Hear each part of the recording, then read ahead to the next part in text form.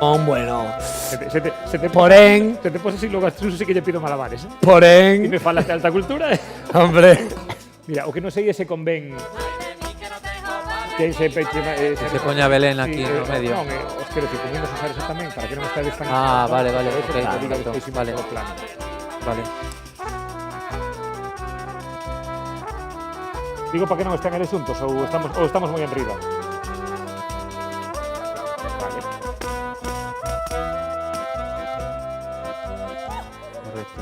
Mira, Soy un Aitor. Pablo. Belén era que teñamos claro. E o apelido de Garuz ou Garuz? Garuz. Garuz. Pero no di ninguén venas. Está todo correcto. Que Vingaru. Puedes decir Fernando García y sí, y seguimos. No, non tengo un apelido original además. É Garuz. O meu aquí en Galicia ainda se diga, pero logo sí, fora en Inglaterra absolutamente imposible. Devolvido. Pablo. No me lembro. Un día. ¿Qué fieras? Pablo. Luis. Pablo. Link. Nosotros non hablamos Pablo. Nos estudiamos en Londres ali e eu lembrome non sei se eran uns premios en un rollo que me deron e tal.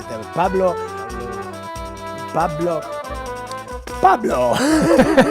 Como se aquí por salir a Feijóo, igual. Sí, igual. Liechtenstein.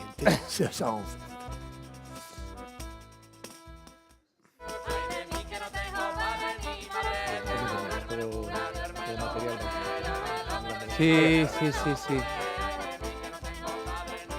A ver, que nos vas a preguntar? Aí, porque non viñeron as de protocolo de Pista 4 para facer as preguntas, a ver se aceptamos. Para dicirme que podo preguntar e que non. Efectivamente. Claro. Sobre todo que non podo preguntar. Non queremos, Logo é onde vou. non queremos que nos E fale. podo falar do crowdfunding que estamos a facer aí en Circo 9, ¿no? Hai que tamén crowdfunding. sí, estamos facendo.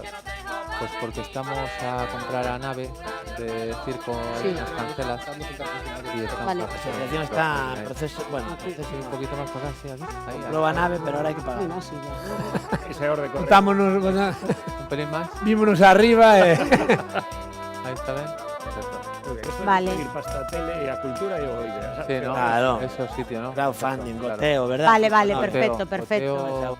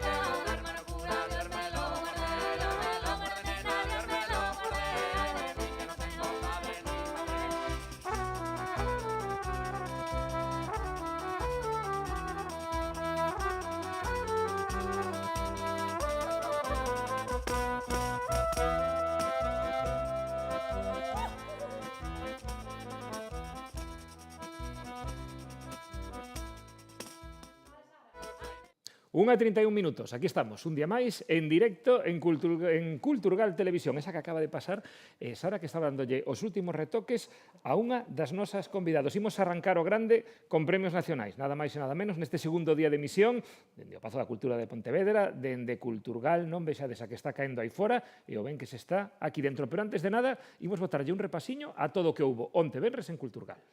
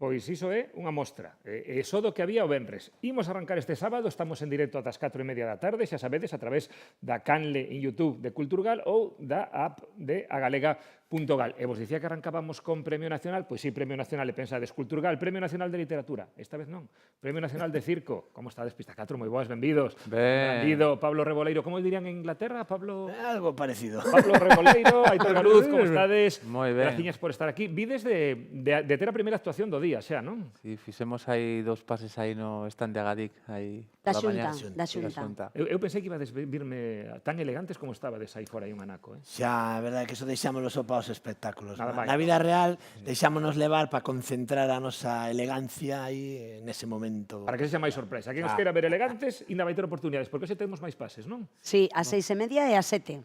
O sea que todo o que queira ver os malabares de unha produción última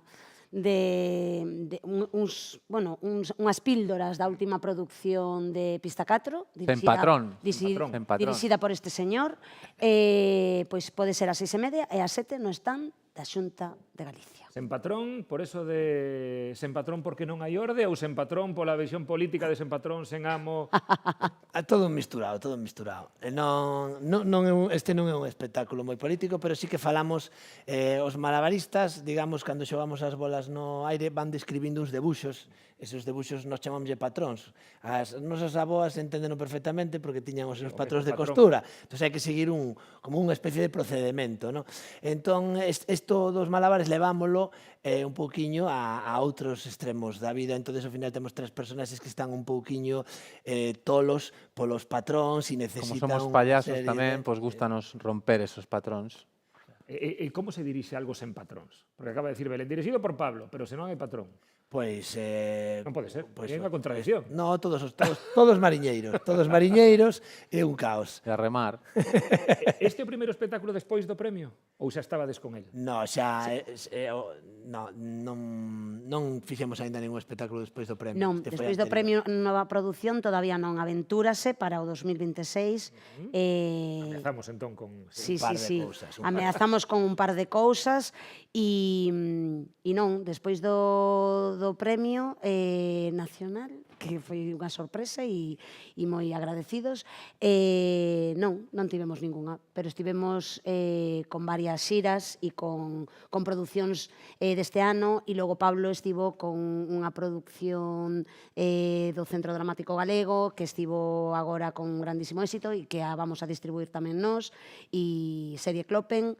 Entón, bueno, nos pillou así como con bastante movimento. O sea, que iba a preguntar eu se había moita presión, porque era despois do premio, como é anterior, entón falamos de como recibiste. Xa nos deu unha pista, Belén, sorpresa. Non contabades con algo así?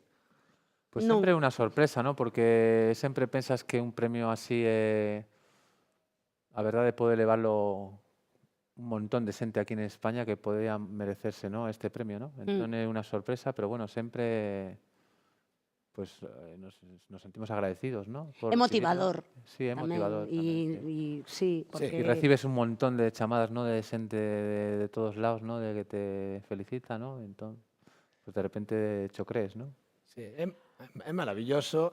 E tamén, por outro lado, moitas veces acabas recibindo os premios, no, cunha certa edad, entón tamén ten esa segunda componente. Bueno, pero Ten a componente maravillosa de que che dan o premio a vos e outra que collemos dis fotos, ¿no? que Collemos empezas a mirar a toda a xente que lle dá, que moitas veces estes premios nacionais pois son xente, digamos, como dirían por ali, alén dos montes, consolera, non? É o típico premio que che dan para xubilarte, pero é que non, ainda queda. No, estaba bromeando, No, pero esperemos que non. Pero, a ver, eu confiaba que algún ano tiña que caer, porque tiña aí algúns contas, sabía que xa estivéramos varias veces no bombo, pero igualmente é unha cousa maravillosa que se poda recoñecer. E moitas veces, como sabemos nesta terra, verdad, aquí canto máis che queren fora, máis che queren aquí, non? Entón, Sí, bueno, xusto, ¿no? Hai unha relación directa ou... hai unha relación totalmente directa aí, non?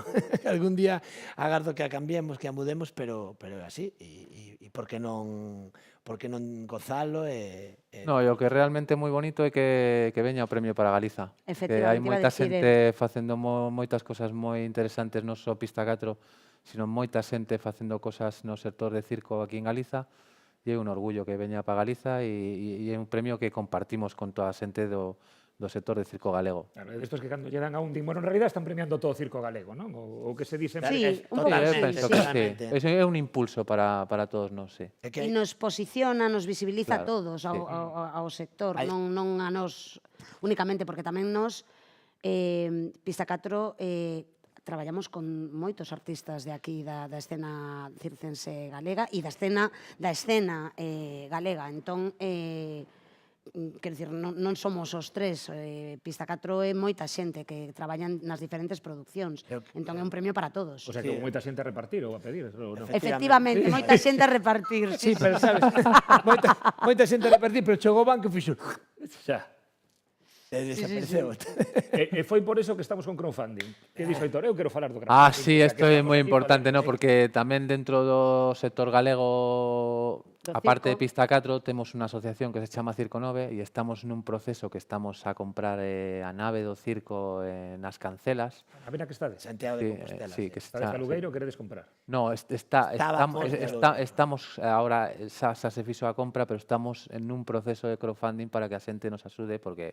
A que comprades e agora queredes pagala. Viñémonos arriba, Exactamente. viñémonos arriba, comprámola e decimos, Estaban en Aluguer, o que pasa que, bueno, pois isto de que a puxeron en venta e os primeiros... Claro, era o momento porque... Alquiler con dereito a compra, digamos. ou mercábamos Efectivamente. ou marchábamos. Ou marchábamos, Había no. outra opción. É a Entonces escola de estamos circo. en una campaña en Goteo. Goteo, una Circo campaña que se 9. llama Circo 9 Resiste, y calquera que quiera echar o botar una man, pues... le Pero pido. explica ben que é Circo 9, porque claro, para Circo que a 9 é xente que unha- nos está vendo que Circo saiba 9 que é é unha Circo 9. asociación de circo na que mesturamos desde unha escola do circo, es un nicho para un montón de compañías profesionais tamén que hai aquí en Galiza.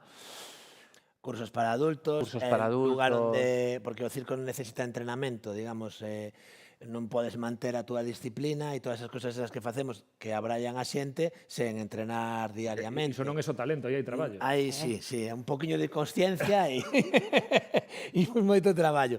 Entón, e aparte tamén é un lugar onde se poden facer producións, onde se poden facer, entonces, un poquinho esa mistura de todos esos elementos, precisan dun lugar, dun espazo que xa casi leva 20 anos, diría eu. No, 2006, bueno, 2007. neste espazo Neste non. espazo menos, pero digo, o Leva Circo 14 9 como anos. que foi a primeira nave. Ahora mismo o concepto de nave de circo está moi extendido polo Estado, pero creo que foi a primeira nave de circo que houbo Todo o panorama nacional. en todo o panorama nacional. tamén nós fomos os primeiros, que dicir que o circo galego ten así unha pequena historia de innovación. persoas, de innovación, sí, tanto na nave, fomos innovadores, como entrando por primeira vez nuns proxectos europeos de Jean Talancig que había daquela, que se chamara Circus Next. Digamos que puxemos aí ao circo sempre a un nivel moi alto, non? Entón, agora, pois tamén podía ser que a xente de Galicia, os propios cidadáns poden colaborar cunha pequena parte que, sabes, como dicía Lola Flores, ¿no? Se todo galego nos dá Español un pon unha euro, peseta, ¿no? se todo galego nos dá un euro, Claro. está mercamo a nave. Aí queda a petición, porque además eu imagino que para un espectáculo de circo e para unha escola de circo non vale calquer recinto, non vale calquera nave, non? Non, claro, de feito, bueno, aínda que el fala de que ali se fan producións, realmente non se fan formatos pequenos. Os formatos grandes, como tamén a escola ten moita presencia, porque hai bastantes alumnos e ten unha actividade diaria, pedimos sempre colaboracións cos concellos que nos deixan espazos ou con institucións que nos deixan espazos para poder ensaiar e para poder facer as producións. Sí que é certo que aí tes a dotación técnica con seguridade, con tal, pero bueno, nos vamos normalmente a outros espazos que nos ceden e que podemos desenvolver tamén con elencos grandes, tamén con, bueno, non é tan fácil, non é tan doado, non é como cando preparas un texto, non, sino que hai un traballo físico tamén e de movimento, aparte de pezas que levan texto e que requiren eso, uns espacios. Para malabares, por exemplo, aínda que só sexan malabares, xa tes que ter unha altura. Xa. Senón non ten que ser moitísima, pero tes que ter unha altura. Bueno, logo probaremos o da altura, eh? Eu vouche coller a palabra, pero tens que explicarme dos números. Pista 4, circo 9. Aí, Esto, aí. eu penso que... O matemático, que o matemático. Pablo. O matemático. A ver, sí, primeiro, todo empezou así como unha casualidade. Pista 4, este pista 4 simboliza a cuarta pista, porque non sei se a xente coñece, pero históricamente o circo, que era o espectáculo máis importante do mundo, chegou un momento, sobre todo cando chegou a Estados Unidos, que veña máis e máis e máis, pois xa non chegou unha pista, empezou un circo con 2 pistas e incluso chegou a ter o circo das 3 pistas, que había 3 pistas, aquel, non? Era que efectivamente. nos contaban de pequenos e que nos parecía o máis maravilloso que podía existir. Claro, había incluso 2 números á vez, quero dicir, era festa rachada e veña viño e a darlle. E nós, digamos que pista 4 era esa cuarta pista, xa alén das 3 pistas superamos eso, e esa pista un pouco máis intimista que descubre outros espacios como a rúa, como o teatro, onde se fai un circo un pouquinho diferente, como facemos nós, nos que tamén hai unha dramaturxia, tamén contamos cousas e tamén movemos as emocións. Eso, por un lado, era a pista 4. E logo, circo 9 viña do xogo de nave novo. Entonces, entre nave e novo, de circo novo, novo circo, nave circo, nove circo, logo damos circo 9. E nese momento, onde agora a asociación Circo 9 chamase Circo 9, pero nese momento pasou a chamarse Pista 5, era como unha evolución de Pista 4. E que tería máis lógico. Entonces, pasar Pista do 4 ao 5. non, porque Pista 4 e Pista 5 suman os seus esforzos para xerar Circo 9. Non sei a que se lle pode ocurrir esa cousa. Eu sempre pensei que detrás de todo iso aí había unha explicación, eh? Eu penso que o público perdeuse, vamos. 6 anos de carreira de matemáticas para eso. 6 anos, pista 4, circo 9. Está todo medio. Canta xente tedes agora mesmo na escola?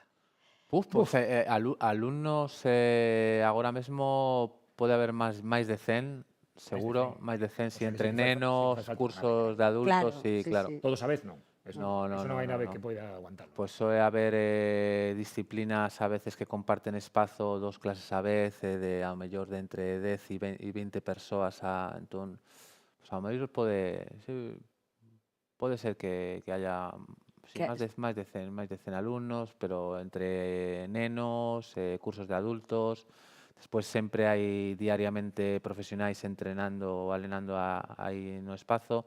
Entón, a veces é como complicado poder establecer un patrón para poder que os nenos podan dar a clase, outro curso de adultos de clases, a vez tamén haya xente profesional entrenando e por eso temos como... En definitiva, acabamos de mercar unha nave, pero xa estamos vendo que non chega. Sí, Entonces, hai que- Hai que facer outro crowdfunding. Hai que comprar o barrio. No, temos que aclarar tamén para que non se Hai que misture facer un engadido. un engadido. Sí, sí. Que o sea, que Circo 9 non é un proxecto de Pista 4, digamos. Nun comezo si foi un proxecto de Pista 4, pero ahora é unha asociación absolutamente independente con moitísimos máis artistas. Claro. E nos ali estamos, digamos, como persoas, non como Claro, compañía. Cada un de nós sí.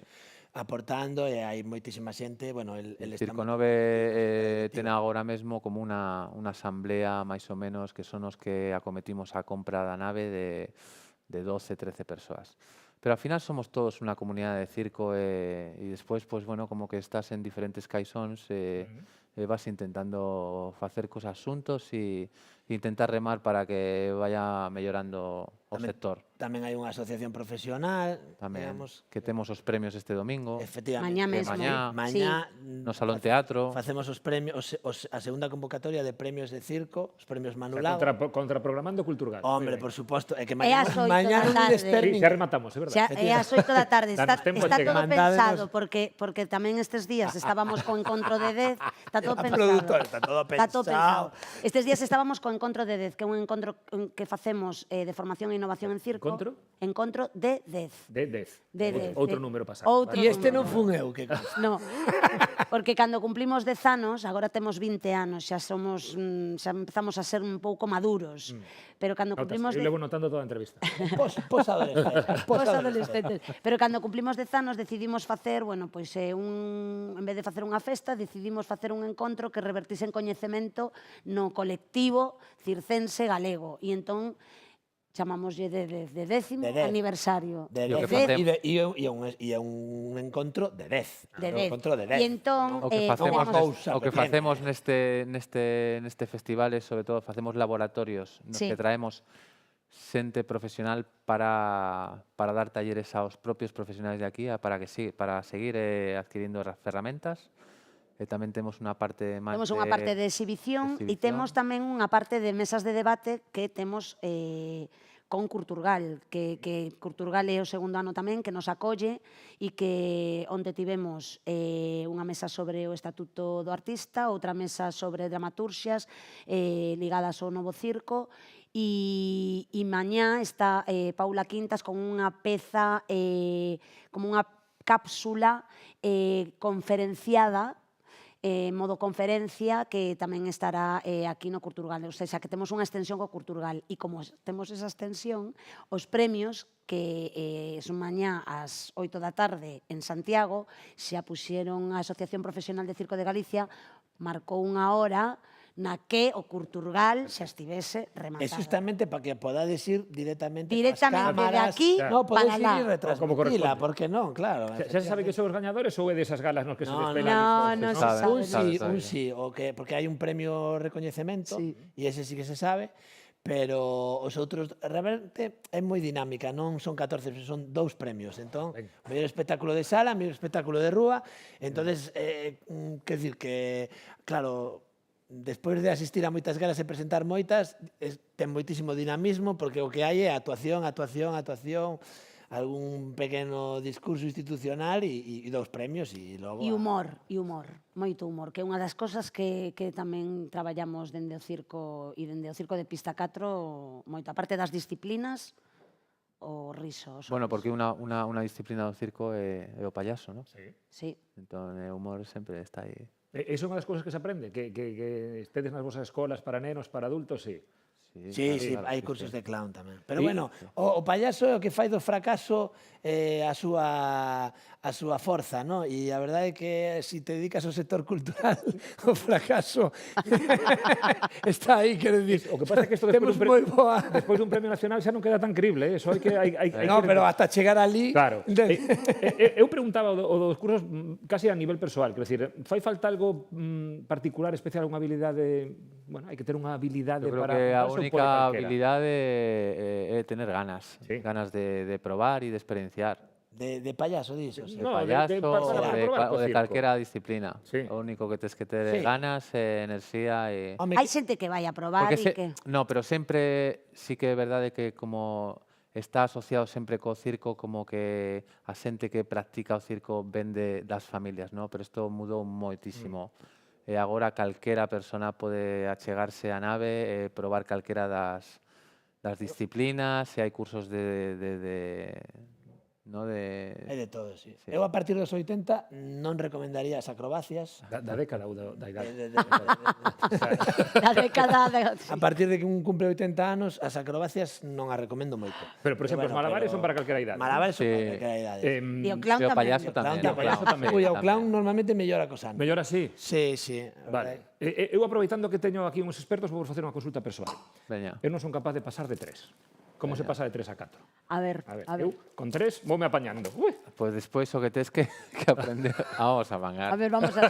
Tens que aprender a facer dos, primero con Una una mano, mano y luego con la otra. Eso. E ahora cada E ahora, mesturar. Y Ah, ese é o después, problema de la pues actualidade. pones Entonces, dos en cada mano. Eso, e aí faz. Y después, pues... E cae Chan, porque Si isto... cae o chan, y claro. si cae o chan, pues puedes aprobarlo. Claro, y tú dices a amigo, mira. Y luego dices, espera, agarra. Mira, Espera, que me sae, que me sae. Mira, E os que caian, os Y al bebo. final se sae. Eu vou probar, eu vou probar. Y aproveitamos neste momento para sumar deleite a nosa campaña de crowdfunding de Exactamente, Circo Nove. Deleite, porfa. Deleite, Ayúdanos ahí sí. a mercar a nave. Cos ahí. grandes poderes. Que? A ver, Poñemos os aí grandes, unha os vaca aí grandes. na Vamos a parede. probar. Eu así. Bueno, si podemos cos grandes. podes natado. Estos xa son... No, pero esto es con equilibrio. Hacemos así un equilibrio así de Sí. deleite. Eso sí que eu sei facer eu, o equilibrio. Ahí. Ai, bueno, Eu teño espera. un pequeno. Espera, espera. Veña. Vale. Deleite. Despedimos a entrevista. Pista 4, graciñas por estar hoxe connosco aquí no Moitas Cultural. gracias. A vos. Dobre pase aínda desas mostras de Sen Patrón. Ás 6:30 e ás 7. Gracias, Belén. Gracias, Belén. Pablo, Aitor, graciñas por estar connosco, de verdade. Chao, chao. Muchas gracias. Nada. Óscar Fernández, ¿cómo estás? Muy bien, ¿qué tal? Empezamos con Masia. Veña, imos a la mira, de estas cartas que son estas de póker, mira, podemos ver así un poquinho a cámara, todas diferentes, vas coller a que máis te guste, a que máis rabete. Sí, sí. Bueno, qué Veña, responsabilidade, colla aí, eu non miro nada, intento tampouco mirar a cámara. Vale. A Tesa, recordas? Teño, sí. Podes amosar a cámara tamén para que... Mira. Sí, unha miro aí. Está, aí. Queda claro? Vale. Está? Eu sei, sí. Deixas por aquí. E te habrás fixado que deixei aí na mesa fai un ratiño 4 ases. Entón, intuyo que a túa carta non é un as, pero con estos ases imos tratar de crear unha pequena ilusión. Vale. Imos comezar co de picas. O vou deixar ao revés, aí no medio das demais cartas. Se ve ben aí, verdade? Pois mira, basta con xirar así para que onde estaba o as de picas se veña unha carta que tal vez te diga algo. Sí. Sí? Oito de É a tréboles. túa carta? Pois mira, vou que se pode continuar, mira. Porque non só se fai con as, se fai co resto, mira, co de diamantes. É suficiente para que volvas a ver unha carta parecidísima á anterior. Que isto é raro, eu sei que é unha ilusión extraña, pero pode continuar, mira, co de Pero trébol. creí que só había un oito de tréboles. Claro, porque eso é ilusión. Xa. Mira. É rarísimo, verdade? Porque a sensación é de que por un momento todas as cartas son oitos de tréboles. E claro, agora pausa unha cousa que un sabe que está a alucinar, porque ves máis outos de tréboles dos que unha baralla ten. Porque unha baralla non hai 4 oitos de tréboles. Porque é unha ilusión, as ilusións duran un instante e se rompen. Suficiente para que isto volva a ser un as, pero non un, senón que o que sempre houve aquí foron un, 2, 3 e 4 ases. Bueno. Son 4 moedas, as vou colocar así, non sei se aí a cámara as pilla, nas puntas dos dedos. Se ve ben que teño 4 moedas, nada máis nas mangas, nada máis nas mans, e sobre todas as mangas como están. Arriba. Arriba, para que non se diga, non? Eu vou tratar de que estas moedas, de alguna forma, vayan viaxando, se vou colocar así, dun lado a outro. 1, 2, 3 e 4. Mira, vai a primeira. Esa está. Xa está o qué? Que aquí só quedan 3, porque aquí chegou a primeira das moedas. Curioso, verdade? Mira, vou que se pode repetir con esta segunda, que non só se ve como viaxa, senón que además se escoita.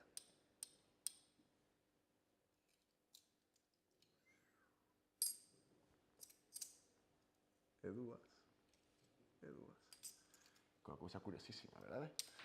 Mira, imos coa terceira. Esta vez vouche pedir que me agarres aí a boneca, aí. Eu, aquí. Aí está, para que veas que Pa que non non pase. escapa. Pero aí así, mira. 1, 2. A ver. Eu anotei chegar. 3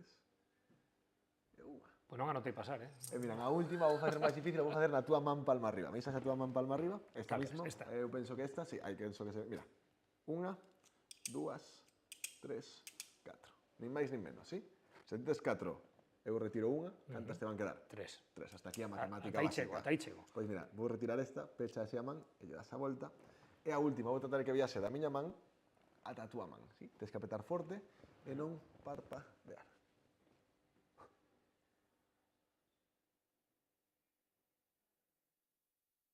Tiñas 3. Tiña Estás 3. apretando forte. Sí, sí. Ti mesmo, xira a man, abre moi despacillo. Veamos se que aí se veñen. 1, 2, 3 e 4 moedas.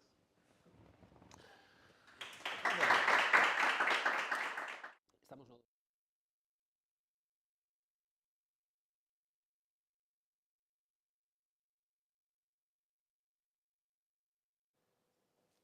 Catro minutiños que nos quedan para as 2 da tarde. Xa vedes que seguimos en directo dende a canle de YouTube de Culturgal e dende a aplicación de agalega.gal. Paula Cons, benvida. Que tal? Sabes facer malabares? Que va. Non. No, pero bueno, xa che dicía que facer audiovisual e cine hai Todo é malabares. ¿no? bastante. Bueno, hoxe estás aquí para falar de cine, para falar das tuas peli Bueno. e para falar de audiovisual e muller, non? Pois Tal cual. Cal é o teu plan hoxe en Culturgal? A que hora tes o bolo?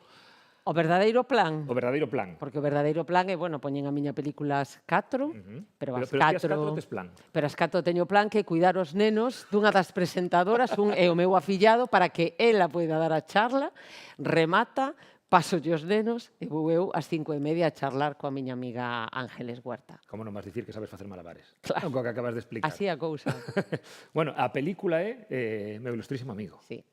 que como está funcionando. Bueno, jolín, bueno, como digo eu, que todo o que cae a cesta é peixe nesta peli, porque, bueno, foi pensada así moi pequeniña, era unha peli casi para tele. E entón, pois, para min xa vela nunha sala de cine era moito máis do que a priori se esperaba, e eu creo que está gustando un montón, e iso a min faime moi feliz. Ten como moitas vidas, porque os institutos, de repente, os profesores de cuarto de la ESO dixeron, ostras, que damos o realismo en cuarto, que así os rapaces se lles fai máis entretido. Entón, bueno, pues están indo moitos institutos a vela. Pois estás conseguindo que queren todos os escritores que colocar os seus libros na ESO, ti colocaches a peli. Exactamente, exactamente, totalmente. E me encanta, porque eu creo que é unha peli que me apetece moito que dialogue coas rapazas novas. E, ademais, é difícil chegar a ese público. Sí. Entón, de repente, chegar a eles, pois me fai moitísima ilusión. É difícil tamén. chegar a ese público co cine tradicional, co audiovisual tradicional. Bueno, polo menos co meu, o sea, digamos que non é o meu público, quizáis a vez que máis me acheguei a eles foi con Donde está Marta de Netflix, bueno, pero sí, non é, digamos, o meu target, e de repente descubrir que sí, e que dialogas con eles, e que lles gusta, e escoitar a súa opinión, para mí me encanta eso. E que din despois de vela? Bueno, elas quedan alucinadas. Elas din, pero esta tía, claro, ela... Esta tía é Emilia Pardo Bazán. Emilia Pardo Bazán. Esta tía é Emilia Pardo Aquí Bazán. estamos, firmes, todos firmes. Sí, o sea, a ven como unha muller supermoderna, que lles conta cousas que lle interesan mogollón, sinten que a historia de amor que ten con Benito Pérez Pérez Galdós. O sea, que non Galdós. sabe, porque como empezamos por final, non falamos nada da peli, pero bueno, todo chegará. Exactamente, claro, a película é a relación epistolar, amorosa e superpaixonal entre eles dous. E sinten que a ven como moi moderna e cos conflitos lle resonan moitísimo co que elas viven. E como ela reacciona, encántalles. Entón, din, madre mía, o sea, unha muller de 1880, máis moderna ca nós, cunhas mensaxes que nos interesa moitísimo escoitar, que nos animan, ela, a verdad que ela impactalles moitísimo. E despois, a relación que tiña Emilia co seu corpo. Eso a min é o que me parecía máis interesante. Eu creo que o que estou máis orgullosa da peli, porque non busquei ningunha Emilia máis nova do que era en realidade, casi máis ben Lucía é ainda maior do que era a Emilia daquela, e non buscamos unha actriz delgada, que eso, o sea, neste tema e con esta película sempre se me dá o debate de falar de corpos normativos. Sí. Eu paso de decir que ese corpo é non normativo. O non normativo é ter unha 36, estupendo se a tes, eso non é o habitual.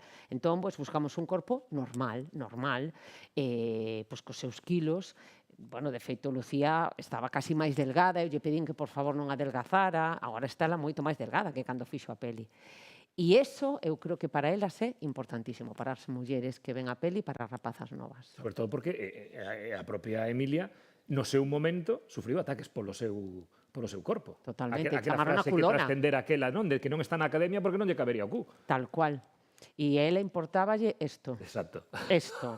O sea, e despois é o contenta e o encantada que está co seu corpo. Hai unha das cartas que nun primeiro momento non estaba no guión e despois dixen isto ten que ir, que dice ven a tomar estos aposentos escultóricos. Cuidado. O sea, quero dicir, de autoestima todo estupendo. É o equivalente as mensaxes de hoxendía? Totalmente. Identifícano con... Escribíanse Pero cartas... totalmente, Nos entrámonos por total. Insta, pero é o mesmo, non? Total, e ese é o comentario que fan todos. Efectivamente, digo, ostra, pero estes son whatsapps. E digo, no, é que ela é tan moderna que moitas das cartas ten como dibuxiños, como emoticonos. Sí, emoji. Sí. No, ela é tridimensional, ela usaba todo o que tiña. Sí, totalmente. Bueno, e ti como chegas a esa historia? Ou como chega esa historia a ti? Pois mira, non parte de min, enda que me pega moito e moita xente se cree que era un proxecto que a verdade que sí. meu.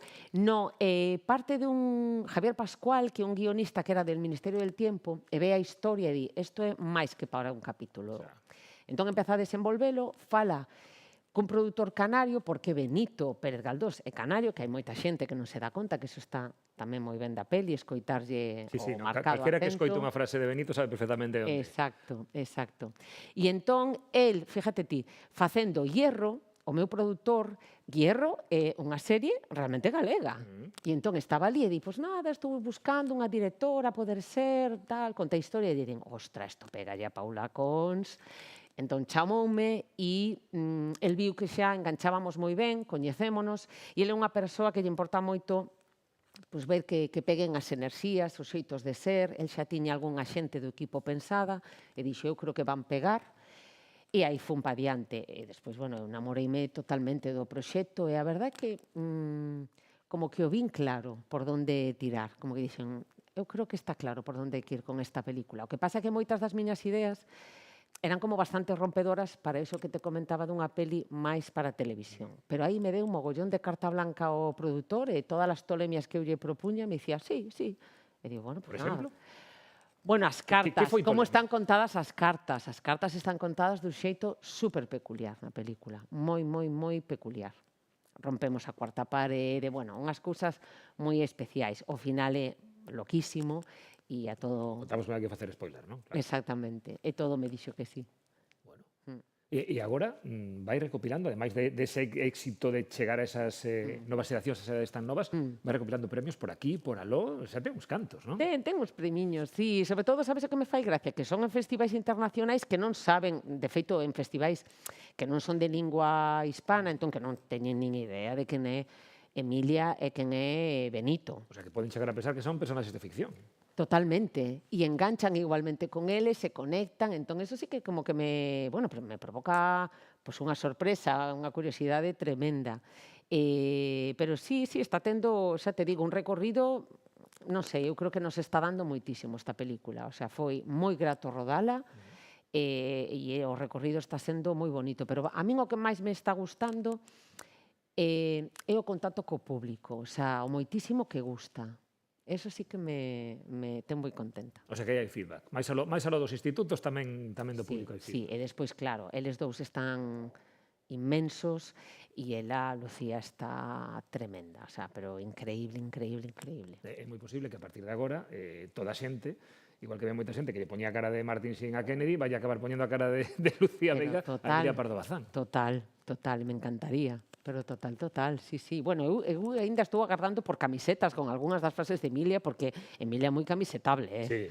Entonces, bueno, a ver. Hai algunha en concreto que che gustaría? Bueno, está de los aposentos, todo bien. No, esa é fantástica. Todo bien. Esa é... esa é para usar de tuit fixado en Twitter, sí, non? sí. O posto, como xa que decir hoxe en día. E despois da peli vais falar con Ángeles Huerta. De que tedes pensado falar? Ou ainda non o sabedes? Bueno, de que vamos falar, Ángeles Huerta, máis eu Que este non se me ano? ocurre, por eso te pregunto. Claro, pois de facer evidentemente películas sobre literatos, ela coa súa maravillosa película Antes de Nós, sobre Castelao, e eu con esta película pois sobre Emilia Pardo Bazán e Benito Pérez Galdós. Pero bueno, Ángeles e máis eu xuntas somos dinamita, o sea que aí pasará o que teña que pasar, porque xa van varias veces que damos charlas e que nos ven as rapazas e tal e nos din, pero por que non facedes un podcast? O sea que somos tremendas. Sí, same energy, en total. En que andas ahora? En que estás pensando agora? Ou ainda seguimos estirando esas novas vidas que llevan saindo? No, que a vas, estou película? contentísima. No audiovisual non se pode permitir eso. No, estou contentísima porque eu empezo a rodar en maio. Ajá. A miña peli, sí. É unha película que Que se pode contar, a ver. se pode contar. Mira, escribina con Victoria Teijeiro, que é a coprotagonista da Illa das Mentiras. E ela vai ser unha das protagonistas. O outro, si todo vai ben, a súa saúde sigue ben, é Antonio Resines, que xa faláramos hai uns meses, ti máis eu. E bueno, creo que é unha película moi acaída nos tempos que vivimos, ten un pouco de thriller, humor negro, bueno, reivindica un tema pois moi interesante, pero unha película é un artefacto que ante todo é cinematográfico, é entretido e especial, e que lle estamos boitando moitísimo cariño. Chámase Gloria e Olvido. E bueno, aí estamos. Onde rodades? En Maio onde? Bueno, fundamentalmente en Galicia. En Galicia. Quedan sitios para rodar ainda en Galicia? Porque parece que está todo o mundo rodando, eh? Xa te digo. Non che quero contar o que ven despois. No, total. O que pasa é que, bueno, é como hai que buscar unha casa moi peculiar, entón, bueno, aí estamos, buscando esa localización, despois un pouquiño en Madrid, e o ideal sería en Argentina, pero coa que está caendo, Xa. eso cambiounos moito a vida, porque era unha película clarísimamente en coproducción con Argentina, clarísimamente. Pero, bueno, pois, en fin. Bueno, oye, como está Resines, que tivo un sustiño estes días? Pois sí, bueno, eu noteino un pouco asustadiño, pero bueno, ben, el é inasequible, el desaliento absolutamente. Pois esos son os plans para maio, pero antes, a partir das 4 da tarde, Paula Cons convírtese en unha das protagonistas desta edición do Culturgal, con esa proxección de meu ilustrísimo amigo, con frases para anotar, cunha Lucía Veiga que está como está, e despois, esa charla, veremos se é o inicio ou non dun podcast, con Ángeles Huerta a partir das 5:30, Galdos, Emilia Pardo Bazán, Castelao, todo xunto, e mesturado e pasado polo tamiz do cine, que máis se pode pedir para unha tarde cultural. Un placer terte con nós, Paula. Igual, Luis. De verdade. Seguimos falando de rodaxes en Galicia agora. Estamos no 2025 e hai unha peli galega na pura carreira aos Óscar, como é Sirat. Nunca unha peli galega estivo nesa situación e nesas condicións. Agora depende de outros factores que van máis alá do talento que hai detrás da peli e que teñen que ver pois, con todo este xogo de lobbies, exhibición e demais que hai na Academia de Hollywood. Pero están aí. Iso quere dicir que son unha das 6 películas en fala non inglesa máis importantes do ano, sen dúbida. Hai 20 anos, eu rematei de estudiar hai un pouquiño máis de 20 anos, houve outra peli que estivo nesa carreira e que tamén tiña moita relación con Galicia, que era Mar Adentro. Cúmplense 20 anos agora da estrea de Mar Adentro. E fíxate, daquela contouse unha historia puramente galega, na que nin había técnicos galegos, na que había unha parte do reparto que eran galegos, pero nin sequera eran os principais, e non era puramente efectos de producción, unha peli construída desde Galicia.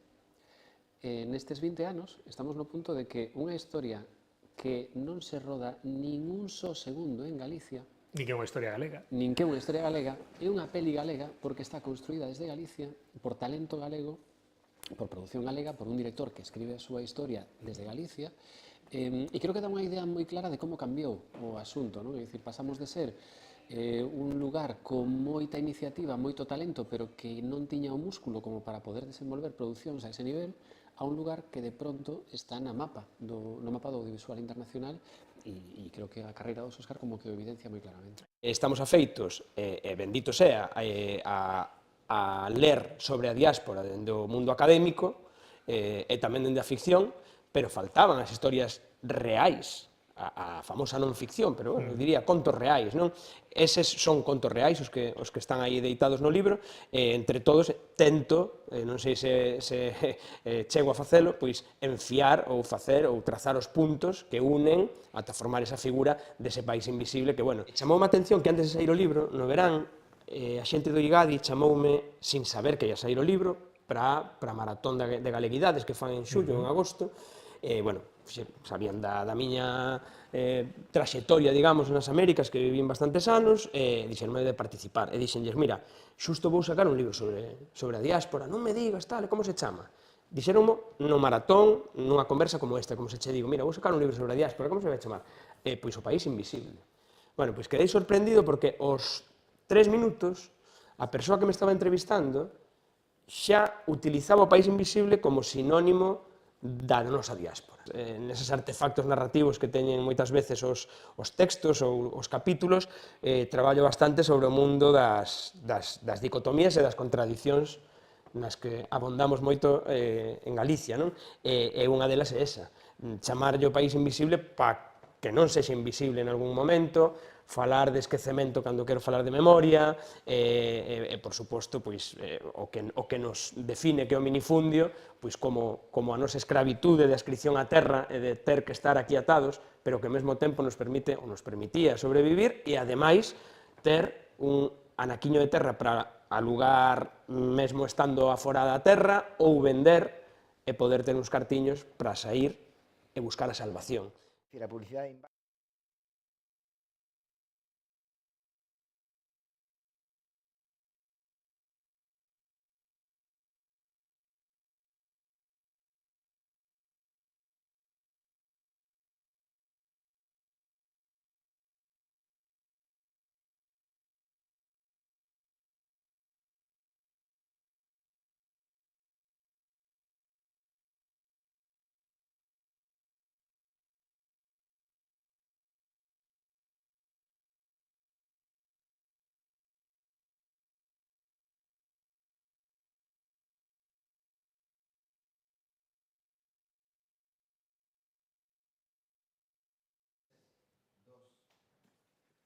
Dous e 12 minutos, xa dicíamos que está quedando Galicia sen sitios onde rodar, porque hai como overbooking. Eu imagino as produtoras dándose cobadazos polos sitios vos para entrar todas. Antes non lo dicía Paula Cons, e agora imos falar de pensión incompleta. Fernanda Vares, como estás, Fernanda? Luis Pardo, un placer.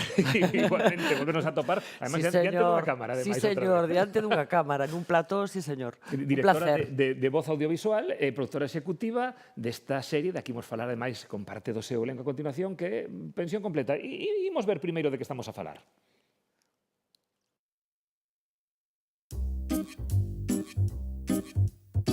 Una excursión de jubilados ha visitado los lugares de los robos justo antes de que se produjeran. Somos un ejército de muertos vivientes. El ladrón está entre ellos. 3 kilos de oro al alcance de nuestra mano. Mirlo Blanco, Isanda.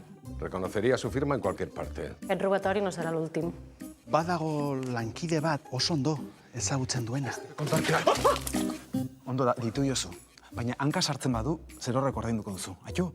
Cándido Mendizábal. ¿Este tipo es policía? Será su compañero durante la operación. Las casualidades Sí, existen. y los policías también. Estamos aquí para investigar. Bienvenidos al Pazo Figueroa. Bueno, este sitio bien merece la espera. Esta será vuestra casa durante los próximos 6 días. El mismo tour operador ha organizado un viaje por Galicia. Ya les hemos inscrito como padre e hija. ¡Olé! Somos una banda. Tengo yo pinta de ladrona. Imos proceder a revisar los equipajes e bolsos de mam. He dicho que no. Ya sabemos que vamos a robar. Santiago es un paraíso para ladronas como nosotras. Es botafumeiro. ¿Quieres robar en la excursión de mañana? Hoy nos espera un día estupendo. Paseo en barco por la ría de Ferrol. ¡Qué bonito es esto! ¿No os parece? Molestar-se, no. Si el català no l'entenen. No lo puedo soportar. ¿Cómo ha dicho usted, caballero? Que no seas pesado. Si quisiera insultarlo, le diría tentela, erguela, alproja. Pero atontao, lelo, inútil. El torque de oro macizo más valioso de la prehistoria europea. Estoy aquí para que me enseñes a robar. Sois unas aficionadas. ¿Podés saber en qué carallo estaba despensando? Joan, es galego. Sin distracción. Cuidado con los palos, que te llevas un ojo. Un buen ladrón sabe esperar el momento. Jesús María Tausi. Virxe Santísima. Así no hay que robe. Eu vendo, isto é unha sensación. A serie en realidad está rodada, non mientas. Está aí todo xa. Bueno, Xa, sí, queríamos que destilara o espírito que queríamos transmitir. En Pensión Incompleta esta locura que ese Fernando Tato que eu cada vez que o vexo vestido de cura que me parece e con ese espectacular. halo Con ese halo. celestial. Bueno, temos con nosa María Eumi temos a proba do que quizás é a principal característica desta serie. En todos os idiomas do Estado? Pois sí. E algún máis? Increíblemente, bueno, algún máis aparece por aí. Algún máis. Non quero decir nada. Algún que se fala algún que se fala por Monte Alto e por aí algunha cousa pode aparecer tamén. Non, efectivamente, o sea, increíblemente nunca se gravou ata agora unha serie nas 4 linguas oficiais do Estado. E entón esta foi unha proposta que fixemos dende a produtora. As 3 autonómicas con idioma propio, Galicia, Cataluña e Euskadi, tiñan a vocación e a pretensión de facer un proxecto conxunto. Bueno, chaman a portada produtora e nos propoñemos, a idea inicial deles era facer un produto que se gravara a versión original en castelán, que despois cada unha das series iba a doblar o seu respectivo idioma. Pero eso acaba chirriando sempre bueno, un pouco, non? claro, entón, mira, por que non nos deixades facer unha cousa que traslade a ficción o que acontece na vida real, non? Que vamos xuntar un equipo que vai haber cataláns, galegos e vascos, e non é un chiste. Cada un deses territorios vai falar... Non é un chiste, pero vai dar moito para rir, creo, non? Vai falar no seu idioma. Bueno, isto empeza a sala de guión a contigo. Bueno, cada un dos actores vai falar no seu idioma, e o idioma común entre as 3 nacionalidades será o castelán. E esa vai ser a versión original. Bueno, entenderon que ese era un valor de producción en sí mesmo, e aparte aproveitamos así para comprometer un pouco as series de que respeten a emisión na versión original. E increíblemente funcionou. Aceptaron e funcionou. Decatámonos ademais de que se está convertindo efectivamente no valor de produción da serie, porque nas presentacións que levamos feito dende que empezamos co proxecto sí que está despertando moita curiosidade, non?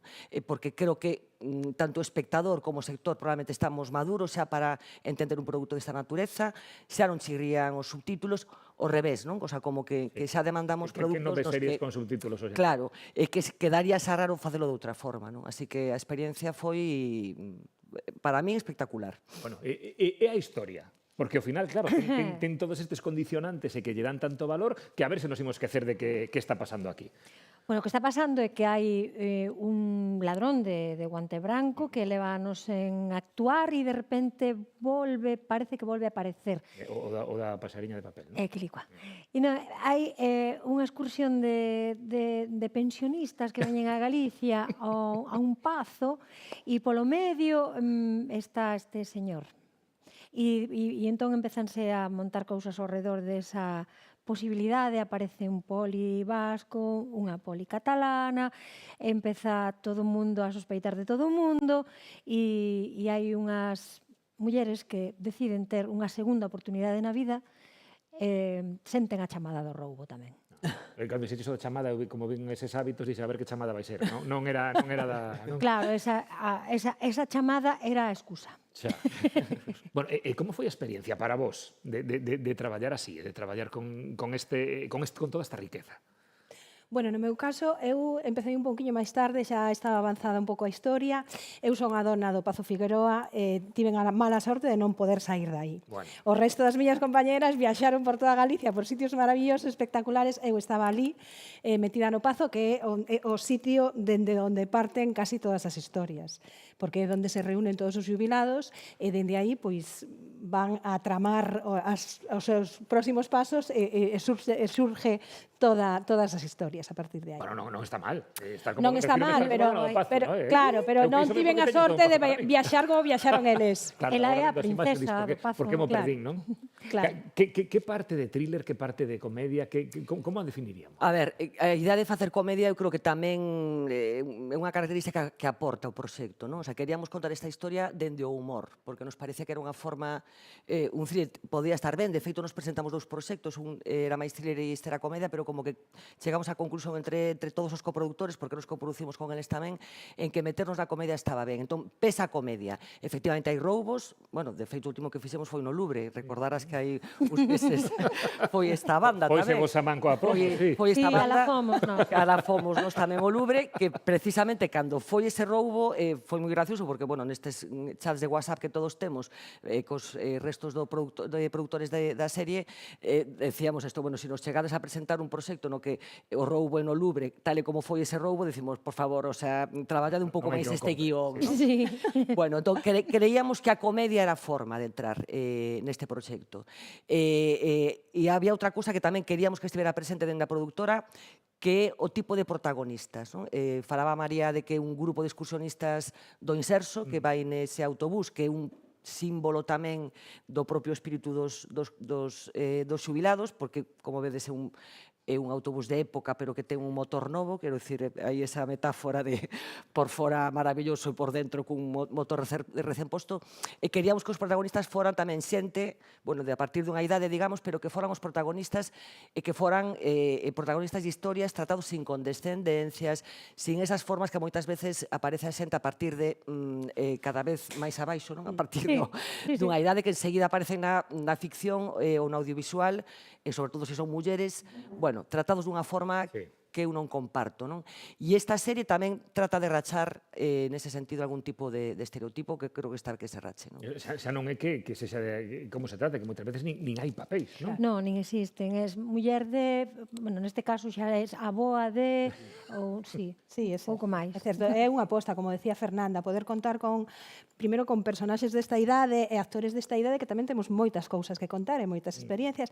E penso que cada un dos que van a ver a serie van a sentir, son moi identificables todos os personaxes, van a sentirse un pouco identificados con cada un deles, porque ao final tamén é unha historia de segundas oportunidades, non? Totalmente. Dentro da comedia, cada un, a súa maneira, pois a partir desa idade podes florecer e poden pasar cousas boas cando pasas dos 50. E a comedia é moi distinta? Iba a dicir segundo o idioma, non según o lugar de onde ven. Vale, a ver, Claro, moi gracioso sí, iso. este espírito, claro, nos procuramos dende Voz, procuramos que este espírito estivera presente dende a concepción mesma do proxecto, non? Entón, vou decir unha cousa que tamén vai parecer un chiste, pero é completamente certa. Na sala de guión había 3 persoas, un vasco, unha galega e unha catalana.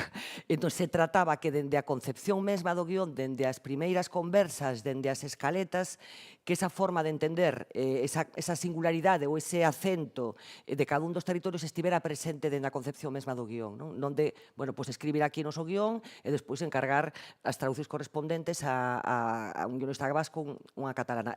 Estivo desde o principio. Entón, temos a esperanza de que esa concepción un pouco diferente ou esa mirada con matices dun territorio ou doutro este xa presente dentro da concepción mesma do proxecto. E cando se vai ver? Cando e onde? Bueno, isto xa non depende tanto de nós, pero, bueno, o calendario que manexamos no primeiro semestre do ano que ven, seguro. Estamos agora ca montaxe, bueno, e hai unha intención de facer un certo evento, digamos, ca estrea, non? Porque incluso está chamando a atención, por exemplo, o Departamento de Política Lingüística, tanto de Galicia como de Euskadi, están como pendentes desto que, jolín, por fin temos un produto que, ademais, feito dende a comedia, que ten unha vocación, bueno, de chegar ao gran público, que reflexa dunha forma moi natural esta gran mensaxe, que a mí me parece, Luis, que tamén hai unha mensaxe casi política, non? Que como, Sí, é de concordia. claro. Totalmente. A ver, ser bilingüe é unha riqueza, vivir nun estado no que existen varias linguas é unha maravilla, non é un problema, e ademais a convivencia entre persoas que comparten linguas, pero que ten linguas diferentes, tamén é unha maravilla. Entón, aí me parece que no momento no que estamos, introducir mensaxes desta natureza, e insisto, dende a comedia, dende a convivencia, me parece que hai, exactamente, que hai unha carga de profundidade aí que a mí... Normalizar. Claro. Como está na sociedade. Sí, efectivamente. Que realmente non existe ningún problema con iso, máis que o que queiran crear a veces certos políticos, non? Que non é máis que iso. Entre nós a concordia foi absoluta, foi divertidísimo, uns escoitábamos aos outros falar, bueno, especialmente cando falaban os vascos, que había así como unha... Silencio reverencial. Sí, un silencio de... A ver si pillo algo. Bilbo, dixo Bilbo. No, pero os actores son tan bons que, inda que non entendas nada, sobre todo dos vascos, porque os cataláns sí que vas pillando, o lenguaxe xestual é tan bo que Claro. non sabes exactamente o que están dicindo, pero entendes perfectamente o que está pasando. Imagina o director ou a directora que ningún dos dous falaban Claro, vasco. porque teñamos dous directores, un catalán que tiña moito coñecemento do ecosistema galego porque Sí. fixo moitas cousas aquí, Jesús Font, e estaba Giselle Llaño, que tampouco é galega, que é cubana. Pero leva aquí Quero dicir, mogollón. isto era un pouco Torre de Babel, pero maravillosa, non? O sea, eu creo que foi un aprendizaxe máis alá do proceso profesional, non? De descubrir, primeiro, a normalización e a implantación das linguas nos outros territorios históricos. Estivemos localizando, gravando e presentando cousas en Euskadi, falase moito euskera en Euskadi, con toda a normalidade, quero dicir que a veces hai ese aspirador madrileño, se me permites aquí un pouco de ferrete, que me tira aí un pouco, ese aspirador madrileño de ver as cousas dende Madrid, que en canto levantas a vista e respiras aire, daste conta de que a vida transcurre de outra forma, non? Entón, bueno, pues ti vas a Bilbao e a xente fala en euskera, non pasa nada, e esa forma normal de relacionarse atraen aquí tamén, non? Cando che din en chun non están dicindo pim pam pum. Exactamente, exactamente. Efectivamente. E disparaba moitas veces a comedia, non? O sea, era Sí, unha forma de claro. disparar a comedia tamén, non? Sí, porque ademais creo que ademais temos moitísimas cousas en común, ao final estamos arriba na parte alta da península, estamos na parte exterior do donut, non? E todos temos un sentido de humor así con bastante retranqueiro. Creo que o entendimento foi absoluto. Sí, para min incluso, fíxate, detrás das cámaras, en todo o proceso de construción do proxecto, que non foi fácil, a financiación non foi fácil, pero, bueno, este tipo de coproduccións que te permite entrar en contacto con outras realidades, outras culturas, bueno, ao final, proxectos tan complexos como isto, porque tivo a súa complexidade, depende das persoas cas que te atopas, non? O sea, hai cousas que saen adiante porque están no proceso as persoas aceitadas para que iso aconteza. E a verdade que a experiencia e a relación de tratar ca xente que está en ficción tanto en 3CAT como na ITV foi estupenda, algo que eu xa personalmente como profesional, pero como persoa tamén xa me levo, non? O sea, que hai que mezclarse, que hai que mesturarse e que na mestura está a riqueza. Esta riqueza. Aprendiste algo de euskera, de catalán? Xa o dou perfecto porque... Guasten, bueno, parece que Escarricasco. No, pero eso xa sabía. Algo que demostre que hai un traballo. Bueno, eu aprendí unha palabra, xa esquecín, era preciosa, sí, porque era amor, e había moitas maneiras de dicilo, pero había unha que era especialmente bonita. Amando a, pode ser? Bueno, é igual, non vou dicir eu ben. descubrín, por exemplo, que non sabía, claro, fíxate ti, non? Cando fixemos o casting, bueno, como había actores que non estaban aquí, había un pouco que administrar os cartos, que non foron moitos, porque non foi unha serie con un presuposto altísimo, non? O sea, que as políticas lingüísticas nos As enrollaron, políticas agora gustalles, pero... quer dicir, non foron moitos, como agora a xente, hai plataformas que invirten 5 millóns de euros por capítulo, pois non era o caso. Non estamos en presupostos, en orzamento de Netflix. Non estábamos nese presuposto, pero bueno, fixemos castings con vídeos, non con selfies que se mandaban. Entón, un dos actores que fixo casting para un dos personaxes vascos mandou a proba, en euskera, empezaba a proba, remataba a proba, volvía a empezar a proba, en euskera, remataba a proba, volvía a empezar a proba. Que fixo? Mandou a proba en 3 bloques dialectais distintos do euskera. Porque efectivamente acontece como en Galicia temos bloques dialectais, e en Euskadi tamén, a ITV opta polo euskera normativo, pero hai moitas formas diferentes de falar. De feito, os dous protagonistas tendían máis o euskera de Guipúzcoa que o batua, que o euskera normativo, digamos, non? Bueno, pois son cousas que vas aprendendo fruto un pouco de todo isto que eu pois non sabía. Hai que mandar os castings con rotacismo, hai que mandar os congeadas, según se vas a facer un personaxe de Ourense ou se vas a mandar a facer aquí na Costa da Morte, non? Exactamente. Congeada ou congeada. Claro, eu que non sei, non sei como puido pasar, non sei como se conseguiu, despois de ver o tráiler, de verdade, alguén pensou que Luis Iglesias era catalán? Oh, bueno, faino moi ben, pode facer moi ben. Hai un actor que é Goldi, que fai... Sí, Goldi tamén sai falando en catalán. Claro, pero que Goldi fala catalán na intimidade. Pues... Non, Goldi, bueno, parte da escolla de Goldi, aparte polos seus talentos interpretativos, tiña que ver con eso, que é competente falando catalán, porque o ten de serie, e entón, bueno, fixemos un personaxe que é un galego que emigrou a Cataluña, como tantos outros, e que se incorpora... Basado en feitos reais, claro. Efectivamente, basado en feitos reais. Eu de verdad que creo que hai un mundo aí por descubrir, espectacular, de verdad. A min como que esta serie como que nos abriu aí, non? O sea, como con portas de cousas que temos que explorar e que poden aparecer cousas super interesantes. O sea, que isto pode ser o principio, non sei se de unha fermosa amizade, pero de algo así, non? Deste país, que, en fin, algunha experiencia de estar fora en sitios convivindo e demais, sabemos, non? Antes falando con Valentín García, co director xeral de Política Lingüística, nos falaba da geada, perdón, do seseo máis auténtico que se fala no mundo. Sabes onde se fala? Onde? En Newark. Claro. Porque foron os señores de muros que emigraron a Newark, que non estiveron en contacto co español alí, que estaban en contacto co inglés, entón teñen un seseo que aquí, froito da contaminación do castelán, se perdeu, e o seseo máis auténtico, máis aproximado do século XIX, está nestes momentos en Newark. Hai historias... Sí, é verdade. Eu creo que se hai unha segunda tempada hai que meter un galego de Newark. Hai que meter un galego de Newark. Falar con Arturo Lezcano, que nos diga que... Que seguro que tenga 10 ou 12 de máis. Pois nada, quedamos á espera de que en cuestión de meses saber algo máis. Xa se presentou, idera presentar aquí hoxe, xa pides co traballo feito, non? Xa presentamos pola mañá. Faremos unha, cando a serie este para estrear, faremos unha gran presentación, que queremos que veñan galegos cataláns e vascos aquí. Porque xa das por feito que faremos aquí a presentación. Sí, eso non teñas duda. Temos unha gran capacidade de convicción e uns percebes maravillosos. Tamén. Pois moitísimas gracias tres. Fernanda, María, Undi, moitísima sorte, que estamos desexando ver como todo isto se plasma na pantalla. Eu teño a sensación de que será a primeira de moitas experiencias así. Esperemos que sí. Gracias. A publicidade invádenos e cada vez está máis personalizada, cada vez se dirixe máis desde as redes sociais, digamos, o noso perfil, non? Por lo tanto, a publicidade tenos localizados, non? O que trata o libro é precisamente de espir ese discurso, de desentrañar, de deixar o aire ese discurso da publicidade e as súas estrategias, non?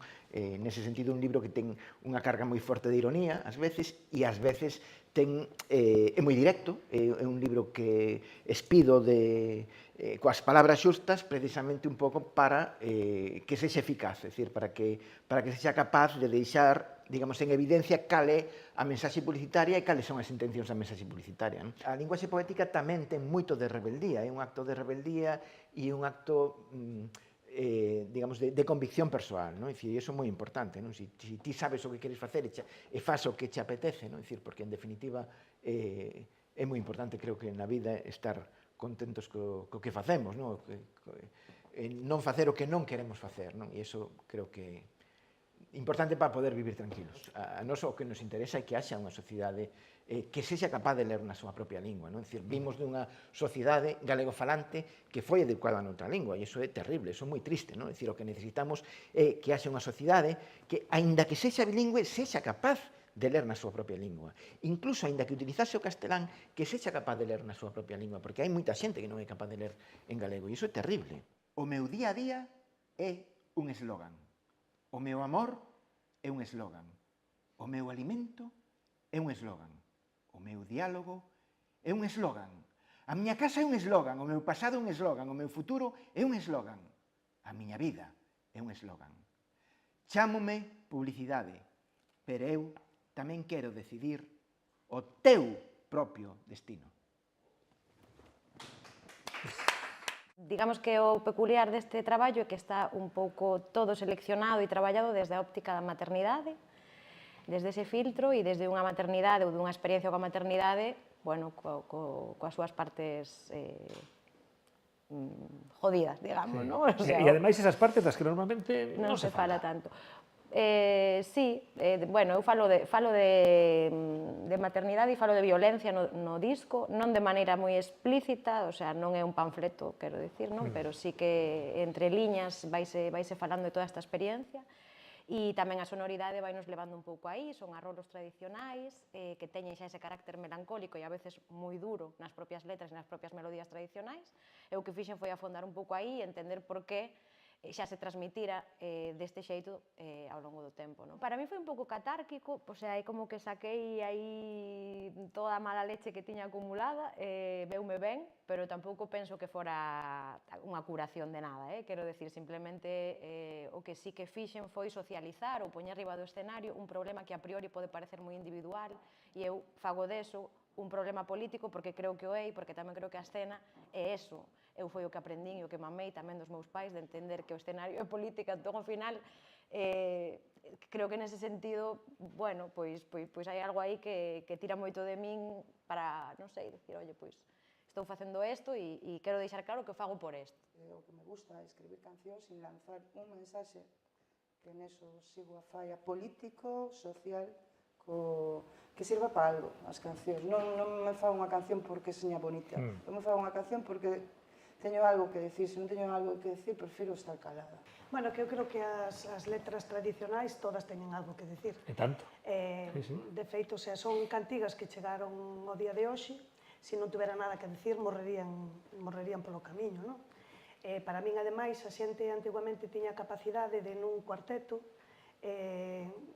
comprimir toda unha sabiduría, o sea, eu non son quen, non son escritora, ni se me dá ben, non son quen, de por exemplo, nunha cantiga, decir, por exemplo, a min hai unha que me gusta moitísimo, que a canto moitas veces, que é déixame coller a erva, déixame poñer no feixe, déixame deixar o mundo antes que o mundo me deixe, que é algo que todo o mundo quere, non? O sea, que maneira máis bonita de decir que cando todo o mundo decimos eu, antes de sufrir ou antes de non valer ou darlle traballo aos meus fillos ou aos meus pais ou que sea, quero morrer, non? Prefiro non estar aquí. Pero que ben sintetizado, non? Que maneira máis bonita de decirlo, non? E pensar, ademais, que esas cantigas foron feitas por mulleres que nunca foron á escola, o sea, dicir, por xente non estudiada, ni nada. Entonces, para min eso ten un valor aínda máis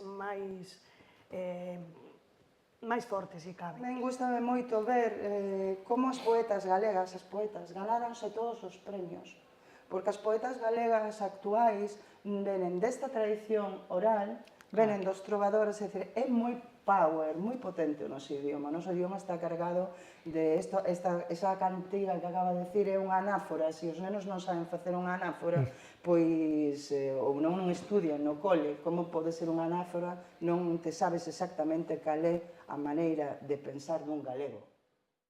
Unha?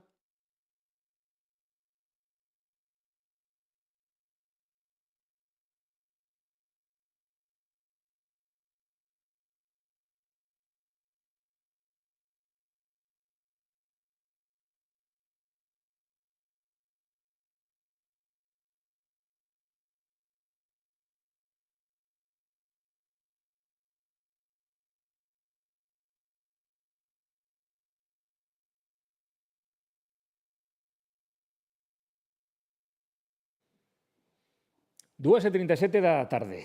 Falamos moito de audiovisual, imos falar de literatura, imos falar de banda deseñada, pero unha cousa que seguro que moi pouca xente agardaría topar aquí no Culturgal é a unha embaixadora do Rato Pérez como é Patricia Quintas. Que tal, Patricia? Moi boas. Hola, Como moi se chega a boas. ser embaixadora do Rato Pérez? Bueno, pois sí, son cousas que pasan. Onde se estudia para iso? Cando traballas en investigación, pois podes facer moitísimas Unha das cousas saídas de así. investigación a que eu nunca pensaría. Non. Que relación tedes dende o CSIC e o CNIE co Rato Pérez? Pois, bueno, eu traballo no CSIC, no Consello Superior de Investigacións Científicas. Traballo concretamente en Santiago de Compostela, que é onde está a delegación.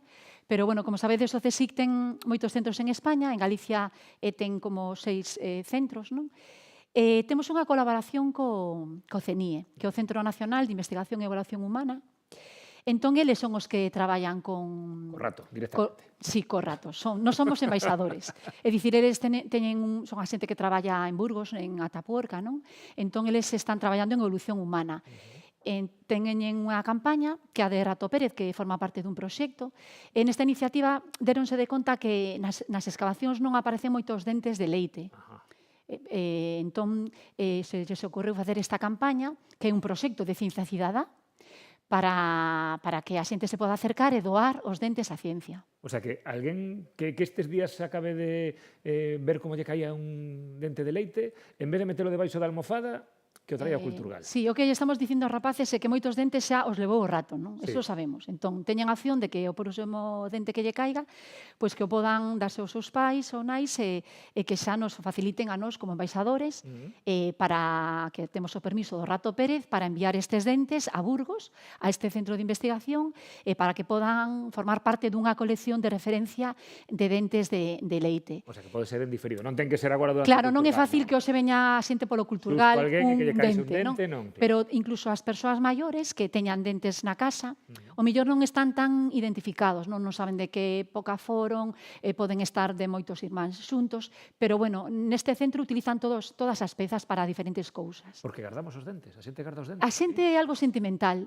Penso que pasa o ratón Pérez pola casa e leva os dentes, é algo que a xente non lle gusta moito. Claro, entón prefiren guardalos, que non os leve o rato. Prefiren guardalos, sí.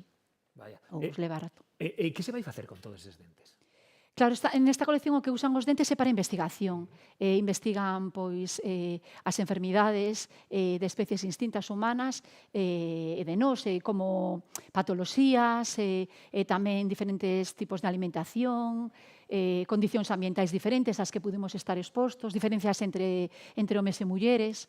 Entón, penso que os dentes de leite teñen pouca información e necesitan mostras, non? Para... Tírase moita información dun dente de leite? Sí, toda esa. Das deposicións que se fan nos dentes poden ter toda esa información para temas forenses tamén. Sí, ou seja que queren os de leite, sí. Que queremos os de leite. O que pasa é que eu estou vendo que traes eches aquí algunhas mostras que a mí non me parece que sexas de nenos dos que lle deixan os dentes ao Rato Pérez, non? Non exactamente. A verdade é que, como exactamente nos centros de Galicia, de CSI Galicia, non traballamos con evolución humana, non? Pero sí que hai centros, por exemplo, o Instituto de Investigacións Mariñas en Vigo e tamén o Instituto Español de Oceanografía, tanto a sede en Coruña como en Vigo, que traballan con organismos mariños. Eles tamén necesitan os dentes dos peixes ou dos mamíferos mariños para investigación. Entón, parece un interesante ter unha pequena exposición de dentes de organismos mariños cos que traballan. Contanos o que trouxeches. A min xa che digo que o que máis chama a atención é o que está aquí, sobre todo agora que sei o que é. Non sei se... Sí, claro, eso cho contei así, pero, a ver, non sei que pensades que pode ser, pero se tedes traballado en casa alguna vez algún calamar, algún pulpo, non sei se coñecedes aí entre os seus brazos na boca que teñen. Pois, coñeces? Pero deste tamaño non. Claro, pero si teñen como un pico, non? A súa mandíbula é un pico que chamase de pico de loro. Entón, eso de que pensas que pode ser? A ver, é que se o polvo do calamar ten algo así, non quero imaginar como sería este... Pois eso é dun calamar xigante, dun arquiteutis. O sea, do kraken, de, pois non sei cantos metros, pero moi longo, sí. Moi grande, dun exemplar do Cantábrico. É unha peza que teñen no Instituto de Investigacións Mariñas. Eu non sei se está vendo, pero vamos, se calquera destes son o dente, como sería o calamar? Está feito de quitina, así dun aminoácido. Iba a preguntar para cantas racións daba, pero creo que ademais non se comen, non? Non. Porque son todo amoníaco. Están para investigación. E tamén teño de algún pulpo para que a xente vexa un pouco a escala, non? O que é un pico de loro dun pulpo común, non? Tamén dunha pota, neste caso dun calamar xigante. En que está conservada? En formol? Está en alcohol. Penso que está en alcohol, sí. As pezas que teñen así moita carne, ao principio están en formol para que se fixen os tecidos, pero despois isto penso que é alcohol. E o resto do bicho? Sí. Xa non está entre nós. E que máis temos? Por aquí temos, algunha curiosidade máis. Por exemplo, temos de mamíferos mariños que traballan no Instituto Español de Oceanografía, concretamente no centro de Vigo. Este é un dente que pensas que pode ser? Así, unha pista xa un mamífero mariño destas dimensións. Algunha balea, unha orca, unha candorca? Pois é dun cachalote. Dun cachalote. Podes tocalo se queres e ver o peso que ten. Madre mía. Isto non cho deixan subir a un avión, eh? Bueno, non é moi afilado, pero... Pero ainda así... E despois este é outro de mamífero mariño. Pero este non é de cachalote, non? Este é de golfiño? Pois sí, é de golfiño. É dun golfiño, sí. Pero bueno, a fama de simpáticos... Concretamente de un delfín mular, de un arroaz, que conocemos en Galicia. A fama de simpáticos que teñen, pero se che dan unha trabada... Sí, además os golfiños teñen, todos os dentes son iguais, non polo tipo de alimentación, non teñen como a nós dentes que cortan, dentes que machacan. Entón poden ver así diferentes especies. Cantos como estes ten o cachalote? Pois non sei cantos teñen, a verdade. Porque non traballo así mamíferos marinos, pero fago divulgación de diferentes cousas, non sei cantos, buscarei. Bueno, está... E aquí temos unhos cortes. Por exemplo, aquí o que estou ensinándolle a rapazada e os maiores é que os investigadores o que fan é un corte longitudinal dese dente, o cocen, non? O meten como en plastilina e despois cun microtomo cortan un corte longitudinal do dente. Entón, aquí teñen unhas preparacións de diferentes cortes de dentes. Concretamente, son de outra especie, de golfiño. A ver se podemos ver. Cara aquí igual. Aí. A ver se... O Caralí mellor. A ver, dime Simón Caralí. Vamos a ver. Pódense ver. Entón, na lupa binocular poden ver os diferentes anéis que se forman nos dentes, poden coñecer, bueno, pois, as idades en este caso de mamífero, pero poden ser de peixes, co tema dos otolitos, estudiar o estado das poboacións, todo iso. Por isto que teño aquí, podes saber a idade... Sí, ves como unhos anéis que se van depositando. Como as árbores. Vaya. Sí. Que me diría? E os cabaliños de mar? Pois os cabaliños de mar están aquí porque pertencen a familia que se chama Signatidae, que significa precisamente semandíbulas. Son de verdade? Son de verdade. Todo o que traemos, nada é fake, é todo de verdade. Son mostras, bueno, moitas veces son especies protegidas, entonces temos uns permisos para poder estar con elas. Este concretamente un dun proxecto que se traballou no Instituto de Investigacións Mariñas. E, bueno, o cabaliño de mar non ten dentes. Claro, iba a preguntar. Ten modificada a mandíbula de maneira que succionan. Entón, bueno, cada especie ten unha, digamos, unha estrategia diferente. Entón, os cabaliños, a súa estrategia é permanecer quedo e succionar. E que o que van ver toda a xente que se achegue polo posto que tedes no Cultural? Van poder ver todo isto? Sí, están vendo todo isto. Ademais, hai algunha mandíbula moito máis grande. Temos unha mandíbula dun tiburón martelo. Tamén temos de un marrajo azul, de merluza. Bueno, diferentes especies para que vexan que según as adaptacións teñen uns dentes ou outros. Se alguén quere agora que o coñece colaborar con este proxecto co Rato Pérez, que tería que facer? Mais alo destes 2 días que pode vir. Claro, que queremos principalmente que, como estamos en Pontevedra, é así unha vila pequena, bueno, se vinieron pola mañán e non tiñan os dentes, que podan regresar pola tarde, porque lles damos un agasallo. Temos, por exemplo, aquí o certificado. Un diploma no que cubren o seu nome, bueno, algún asallo, un cepillo de dentes, algunha cousiña. Porque o Rato Pérez sempre dá algo, claro. Claro, sempre dá algo. Entón, se o rapaz non lle dá o dente o Rato Pérez, ou polo menos o deixa aquí e lle damos un agasallo pequeno. Tamén deixamos o contacto de onde estamos nós en Santiago, porque se queren, bueno, pues poden contactar con nós porque, claro, todo isto ten que ir identificado, non podes mandar os dentes de calquera maneira. Teñen que cubrir un certificado, porque é unha mostra biolóxica. Se son menores, estás doando algo dun menor, entón cubren un certificado aquí, e senón, bueno, intentaremos por correo ou presencial. Hai moita xente aquí tamén de Santiago. Se alguén nos está a ver agora mesmo e lle interesa, onde ten que dirixirse se non pode vir aquí a Culturgal? Pois nada, que poden dirixirse a Santiago. Entón, en Santiago sí que temos a sede da delegación para recoller os dentes ou contactar por correo electrónico, e xa intentaremos,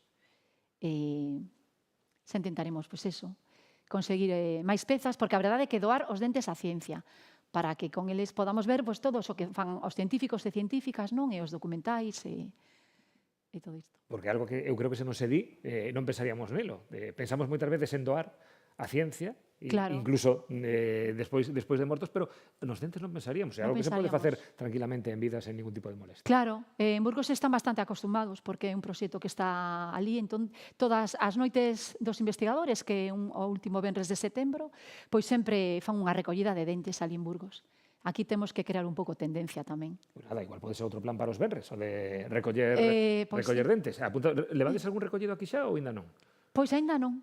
A verdade, a ver se pola tarde temos algún recollido. Temos ata o domingo. Calqueira que queira facer chegar os seus dentes ao Rato Pérez, xa sabe que pode facelo a través do CSIC ou directamente vindo aquí co dente ao Culturgal. Patricia, graciñas e parabéns por esta enorme labor. Nada, e a vos por invitarnos. É un placer estar aquí nesta feira. Estamos moi contentos e moi agradable. Moitísimas gracias. Nunca pensei entrevistar a unha embaixadora do Rato Pérez. Teño que admitilo, Veña. Seguimos.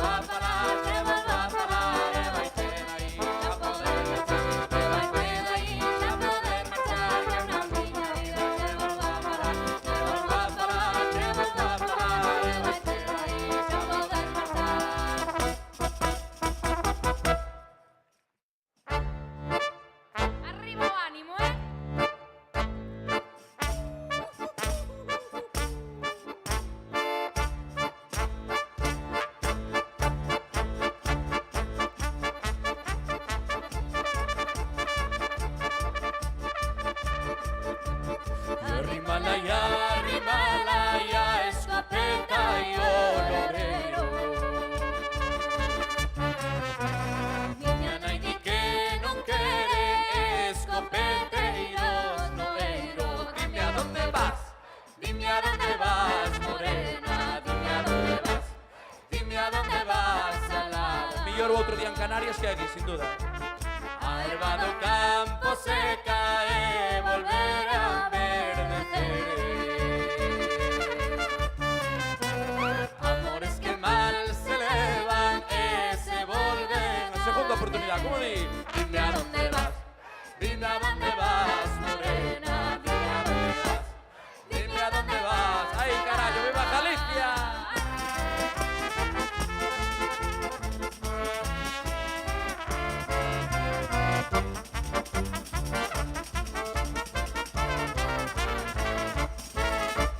Voy en busca de mi novio que lo tengo encarcelado.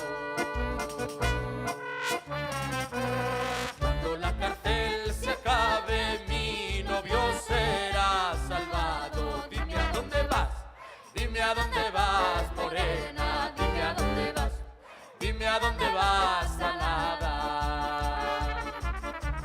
Levaio mozas, levaio que ben se leva.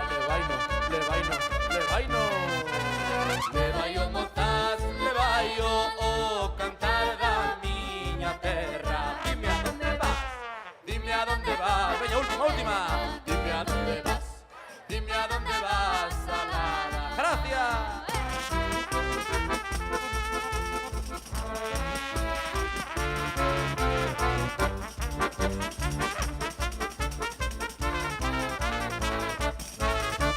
Dime a dónde vas, dime a dónde vas, morena, dime a dónde vas, dime a dónde vas, alada, dime a dónde vas, dime a dónde vas, morena, dime a dónde vas, dime a dónde vas, alada, dime a dónde vas, dime a dónde vas, morena, dime a dónde vas, dime a dónde vas, alada.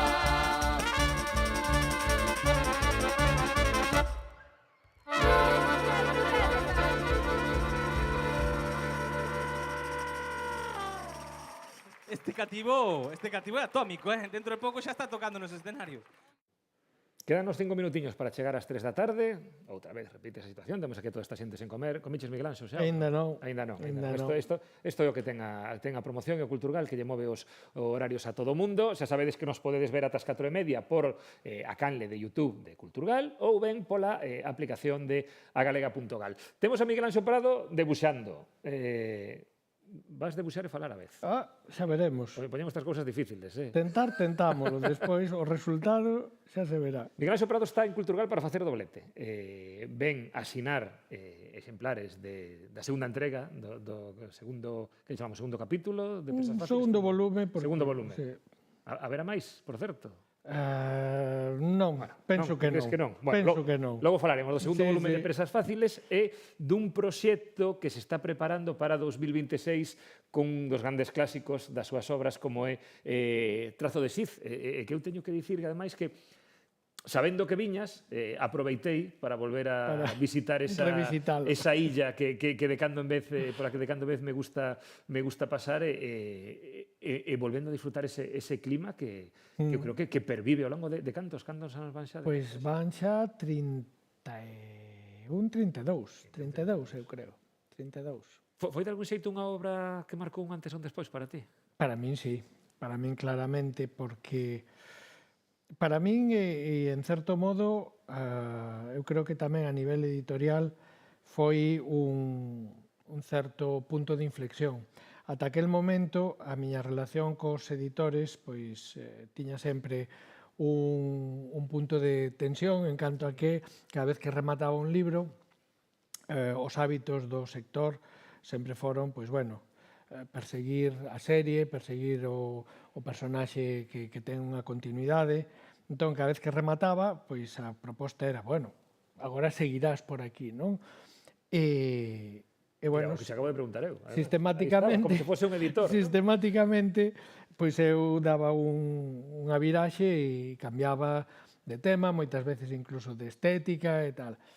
E con Trazo de Xiz, eu creo que foi unha sorpresa para todos, unha sorpresa para min, porque foi un libro que fixen casi como unha especie de ano sabático, quero dicir, facendo un paralelismo co que tiñan algúns dos meus excompañeiros que estaban facendo carreira xa na universidade e tal, e entón, de repente, aquelo de que durante un ano podían dedicarse a facer investigación ou un proxecto que lles interesaba, tal, sin ter docencia. Entón, eu me concedí unha especie de ano sabático e dixen, bueno, vou facer un libro con cousas que me apetezan sin ter en conta nin o mercado, nin o editor, nin os lectores, nese sentido de que é o que neste momento pode funcionar mellor e tal. E entón plantexeime unha narración que a priori podería perfectamente pasar nas sombras do mercado. E os editores tamén. É dicir, cando co libro xa máis ou menos listo e me preguntaban, pero bueno, e isto de que vai? Bueno, unha illa con poucos personaxes, 3 personaxes e tal, bueno, que máis que menos miraba cara ao ceo e bueno, tal, pero, bueno, pois estaba xa programado, iba a sair en aquel momento ainda había revistas, e o feito de que saíse prepublicado en revistas, tivese unha acollida normal, que non foi nada excepcional, pero que despois a continuación a edición en libro foi explosiva e foi ademais traducido a un feixe de idiomas e pervive, despois de 30 anos ainda está no mercado. Para min supuxo unha especie de pasaporte, por decirlo así, non? Os editores... Carta blanca para a partir de agora podo decidir un pouquiño máis. Claro, algo así como un pacto entre cabaleiros, de decir, bueno, mentras non deas perdas, podes seguir facendo o que queiras, e eu sabendo tamén que esa opción conlevaba a renunciar a unha parte do pastel, non? Se non facía nin series, nin personaxes fixos, nin tal, evidentemente tamén comercialmente quedaba xogando nunha área máis pequena do mercado. Pero, bueno, para min era satisfactorio, para os editores tamén, entón sí que foi un punto claro a partir do cal cambiou a miña vida profesional. Eu estaba pensando, antes, gustanos moito como está acontecendo durante estas emisións de Culturgal Televisión, como unha entrevista nos leva a outra.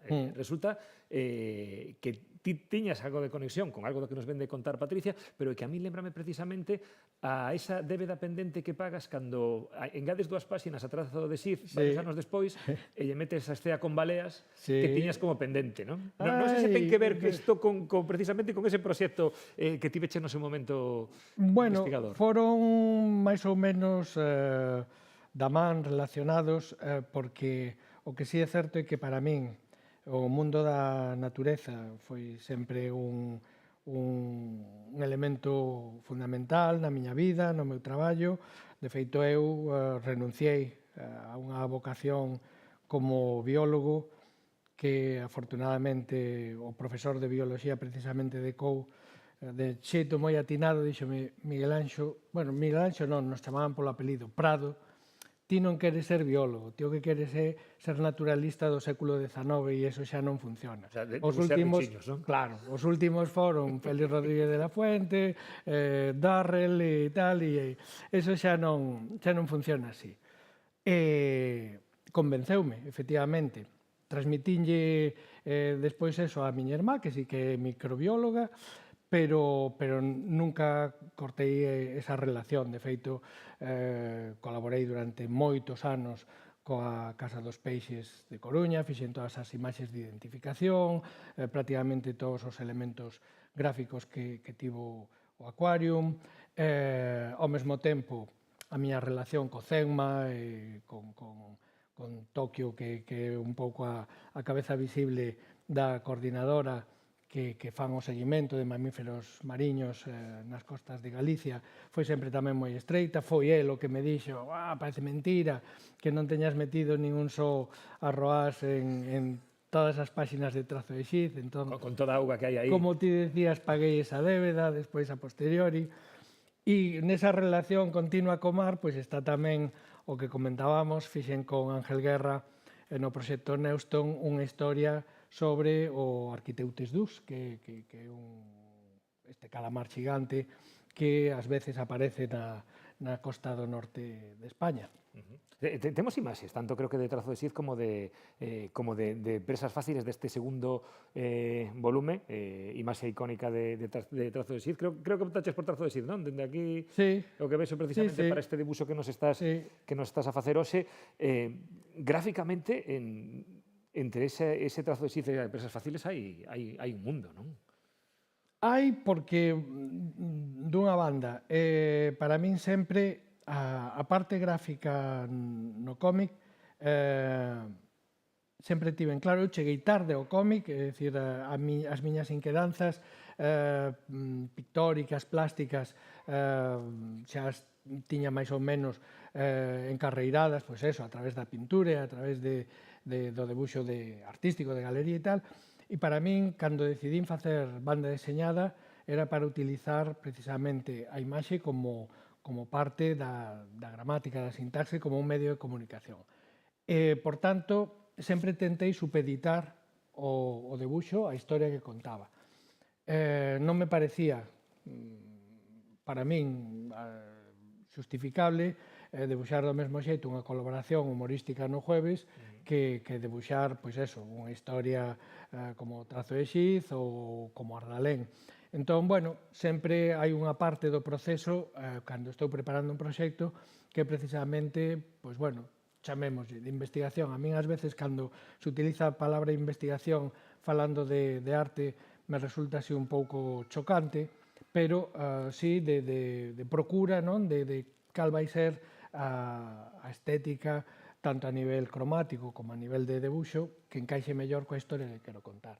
E, por suposto, entre Trazo de Sid e Presas Fáciles, que as dúas historias non deixan de ser, en certo modo, case unha crónica xornalística, non, de problemas da nosa sociedade, pois non podían compartir a mesma proposta estética. Na primeira entrega de Presas Fáciles, as protagonistas eran as preferentes. Sí. Algo que agora parece que xa pasou a historia e que se nos esqueceu con todo o que supuxo no seu momento. É unha cousa que é o que demostra tamén hasta que punto a memoria social estáse esvaíndo por completo. É dicir, non sei se é achacable únicamente ás redes sociais, que efectivamente engaden un factor de caducidade rapidísimo, non? A todo, as noticias, as reflexións, pero sí que está claro que aí temos un problema, porque unha das pezas básicas da evolución social é precisamente a memoria social, recordar onde metimos a pata para non volver a caer no defecto. Onde metimos a pasta. E a pasta tamén, aí vamos. No caso das preferentes, efectivamente, foi un problema inmenso, porque ademais as víctimas, naquel caso, eran as persoas máis desprotegidas de toda a escala social. É dicir, un menor de idade supónse que xa está tutelado por seus pais ou os tutores legais que teña tal, pero os maiores, os anciás, as persoas que están, ademais, que perderon xa, digamos, o control sobre as ferramentas tecnolóxicas, que veñen duns usos e costumes nos que o seu interlocutor no banco era alguén cunha honorabilidade intachable, que no que depositaban toda a confianza. Cando lles recomendaba poñer o diñeiro naqueles depósitos que xeneraban pouquísimos intereses, pero que eran seguros, que tal, eles crían a ollos pechos, non? E de repente que esas mesmas persoas lles recomenden o que despois se demostrou que era unha inversión, un investimento de risco, un produto que non estaba para nada diseñado para aquel perfil, pois foi un drama social. E a min, cando saiu agora a reedición e xunto co segundo volume, unha das cousas que me resultaba máis difícil de asumir era eso, que casi Casi que explicar se que era estivese eso das lendo como unha preferentes, ficción máis, non? Que non, que isto tivo un punto de partida absolutamente real. E a segunda entrega? A segunda que che entrega preocupou para a segunda entrega? foi tamén unha nova que lín no xornal, unha situación destas, unha nai, unha inmigrante dun país do oeste que perde o posto de traballo no medio da crise e intenta sair como pode dali, utilizando en principio pois eso, redes sociais para ela mesma ofrecerse como material de consumo pornográfico e acaba pois involucrando a dúas das fillas. E foi moi semellante a reacción que tiven co outro caso, non? De dicir, bueno, con isto teño que contar algo. E aí a axuda de Luis García Mañá foi fundamental, porque como comisario principal da policía, que xa me axudara moito no primeiro dos libros, orientoume moito en canto a un problema do que eu coñecía, pois esa parte máis superficial que todos máis ou menos podemos coñecer, pero, por exemplo, el insistiume moito, díxome, non é un problema de clases baixas, nin de... Non, é absolutamente transversal, atinxe a prácticamente todas as clases, sexan culturais, sexan económicas, todos os países do mundo prácticamente. Entón, aconselloume non focalizar nunha situación de protagonistas, digamos, estigmatizados ou en situación social complicada, porque podía dar unha visión moi sesgada do problema. Entón, bueno, así como no caso das preferentes, a información, pero vamos, estaba por todos lados. Había que facer moi pouca pesquisa para ir atopando datos e casos, non? Nesta outra historia, digamos, é máis unha especie de puzzle feito con anaquiños, que efectivamente despois a historia nos pode resultar a todos identificable máis ou menos, pero non representa ningún caso real. É un pouco un xenérico e unha situación xenérica, na que a min me interesaba sobre todo sacar o foco da víctima, que aí non prácticamente nin entra nin sae en canto a que non ten capacidade de actuación, e en realidade poñer o foco nos adultos, que é dun lado os consumidores dese tipo de pornografía e de outro lado de quen a produce e quen a comercializa, que en moitísimos casos son persoas do entorno máis inmediato do menor, sexan pais, irmáns, tíos, tal. E bueno, evidentemente, ti me decías, haberá un terceiro.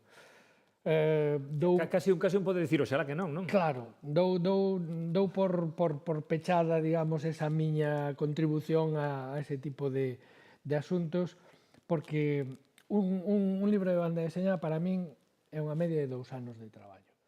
Entón, 2 anos de traballo con un tema así en riba da mesa...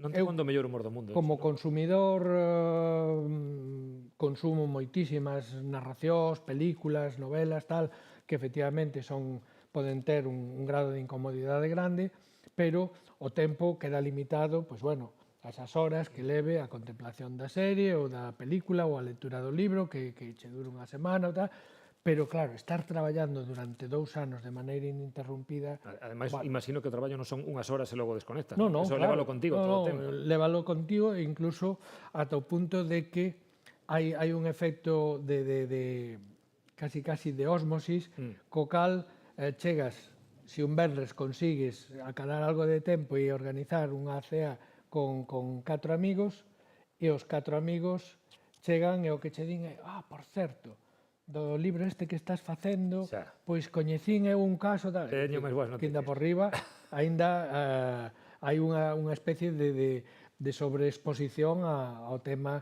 que estás tratando, non? Entón, bueno, estou feliz de ter feito estes 2 libros, moi contento de ter feito tamén esa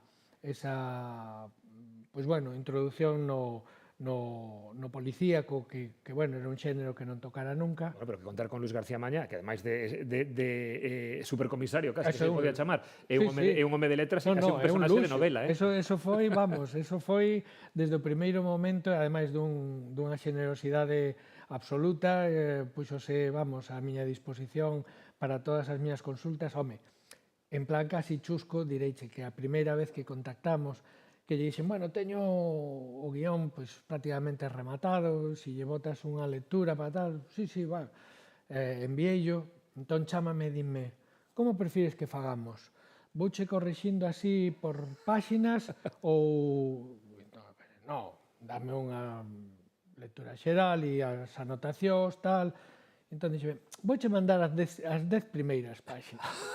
E as 10 primeiras páxinas chegaban, pero abarrotadas de vermello por todos lados. Isto non pode ser, o equipo da policía non é así, tal, non sei que, unha persoa non pode estar no calabozo máis de tal, e dixen, vale, Luisiño, vamos quedar para charlar con calma. Agora entendo por que che leva 2 anos.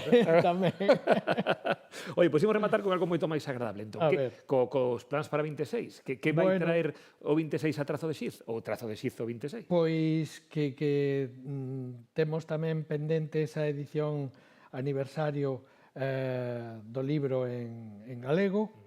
E, bueno, Retranca Editorial está preparando ese proxecto de xeito moi ambicioso, co cal, por un lado, faremos esa versión 30 aniversario con moito material complementario e páxinas que se foron engadindo as distintas edicións que foi tendo o libro, pero, ademais, que seguramente esa é a parte máis especial do proxecto, hai a idea de facer unha edición encofrada, de algún xeito, na que engadir unha serie de elementos que aí sí que non desvelaremos anticipadamente para facer un libro obxecto.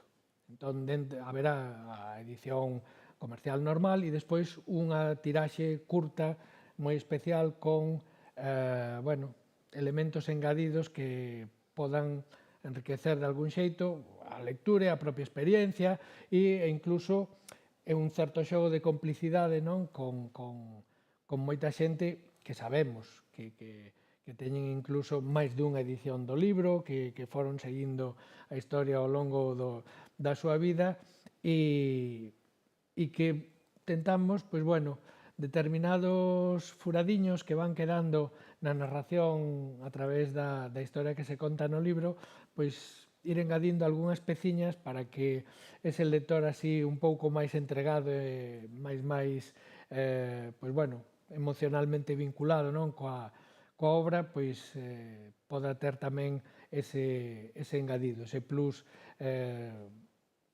bueno, que a obra en sí, sin que fora algo pretendido inicialmente, iba deixando un pouco nas beiras da narración.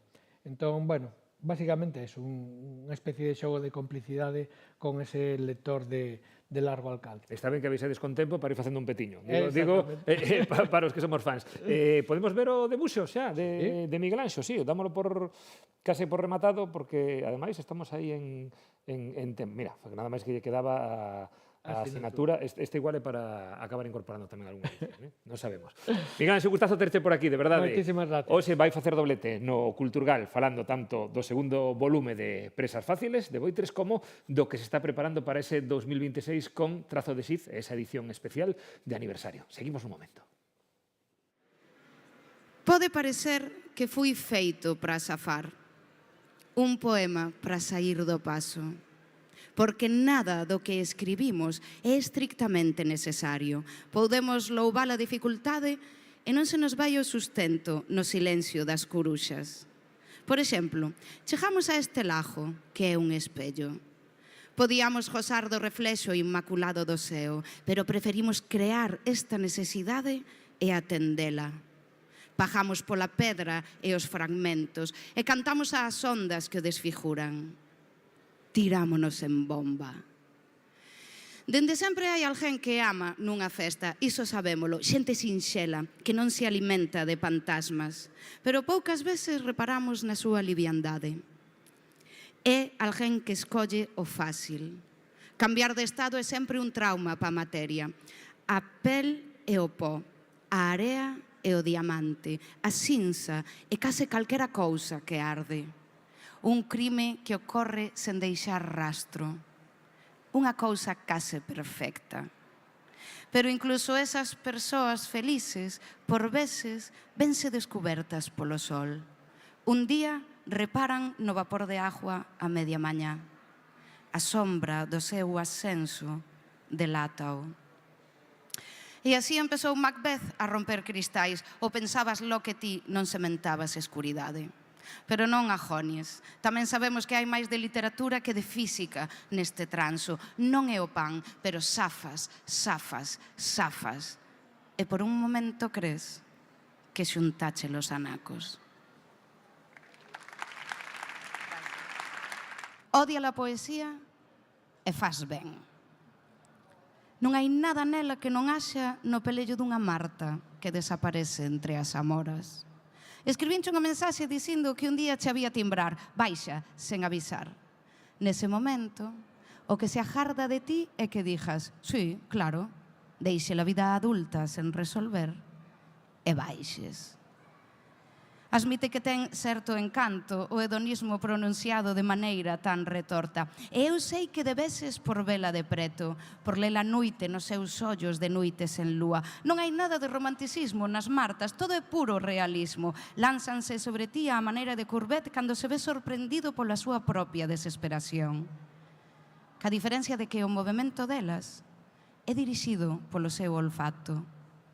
É o fusiño o primeiro co que che miran. Iso é porque enseguida o cheiran.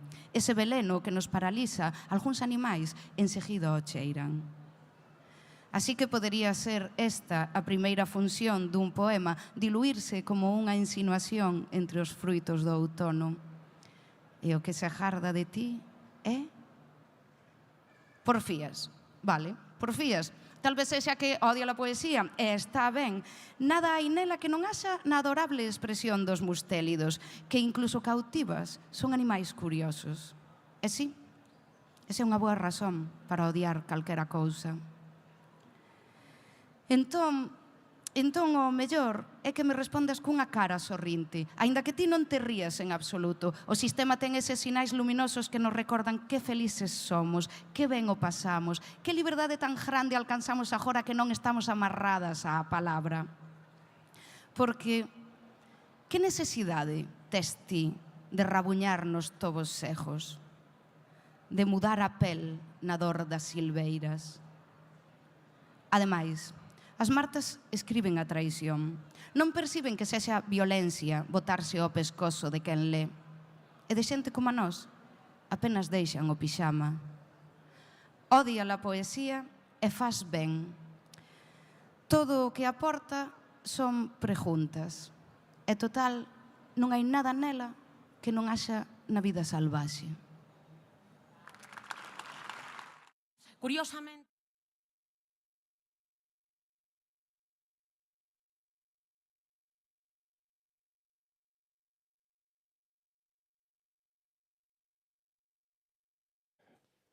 Tres e 20, non se escoitou o descorche por cuestión de segundos. Os convidados, é verdade, que cando quedaron dixeron que iban traer empanada e viño. Eu non os podo culpar se ás 3:20 da tarde a empanada xa comeron. Nada máis que nos poden traer o viño. Artur Puga e Iván Prado, como estades? Benvidos. Bueno, hola, boas, que tal? O primeiro de todo... O primeiro brindar e darvos as grazas por traernos este viño que de onde ven. É interesante decir que non facemos apoloxía do alcoholismo ni moito menos. En absoluto. Pero, bueno, sí que é certo que sempre asociamos as festas galegas a, bueno, poder beber un viño bo. Sí, dámolo por feito. Eu non serei o que...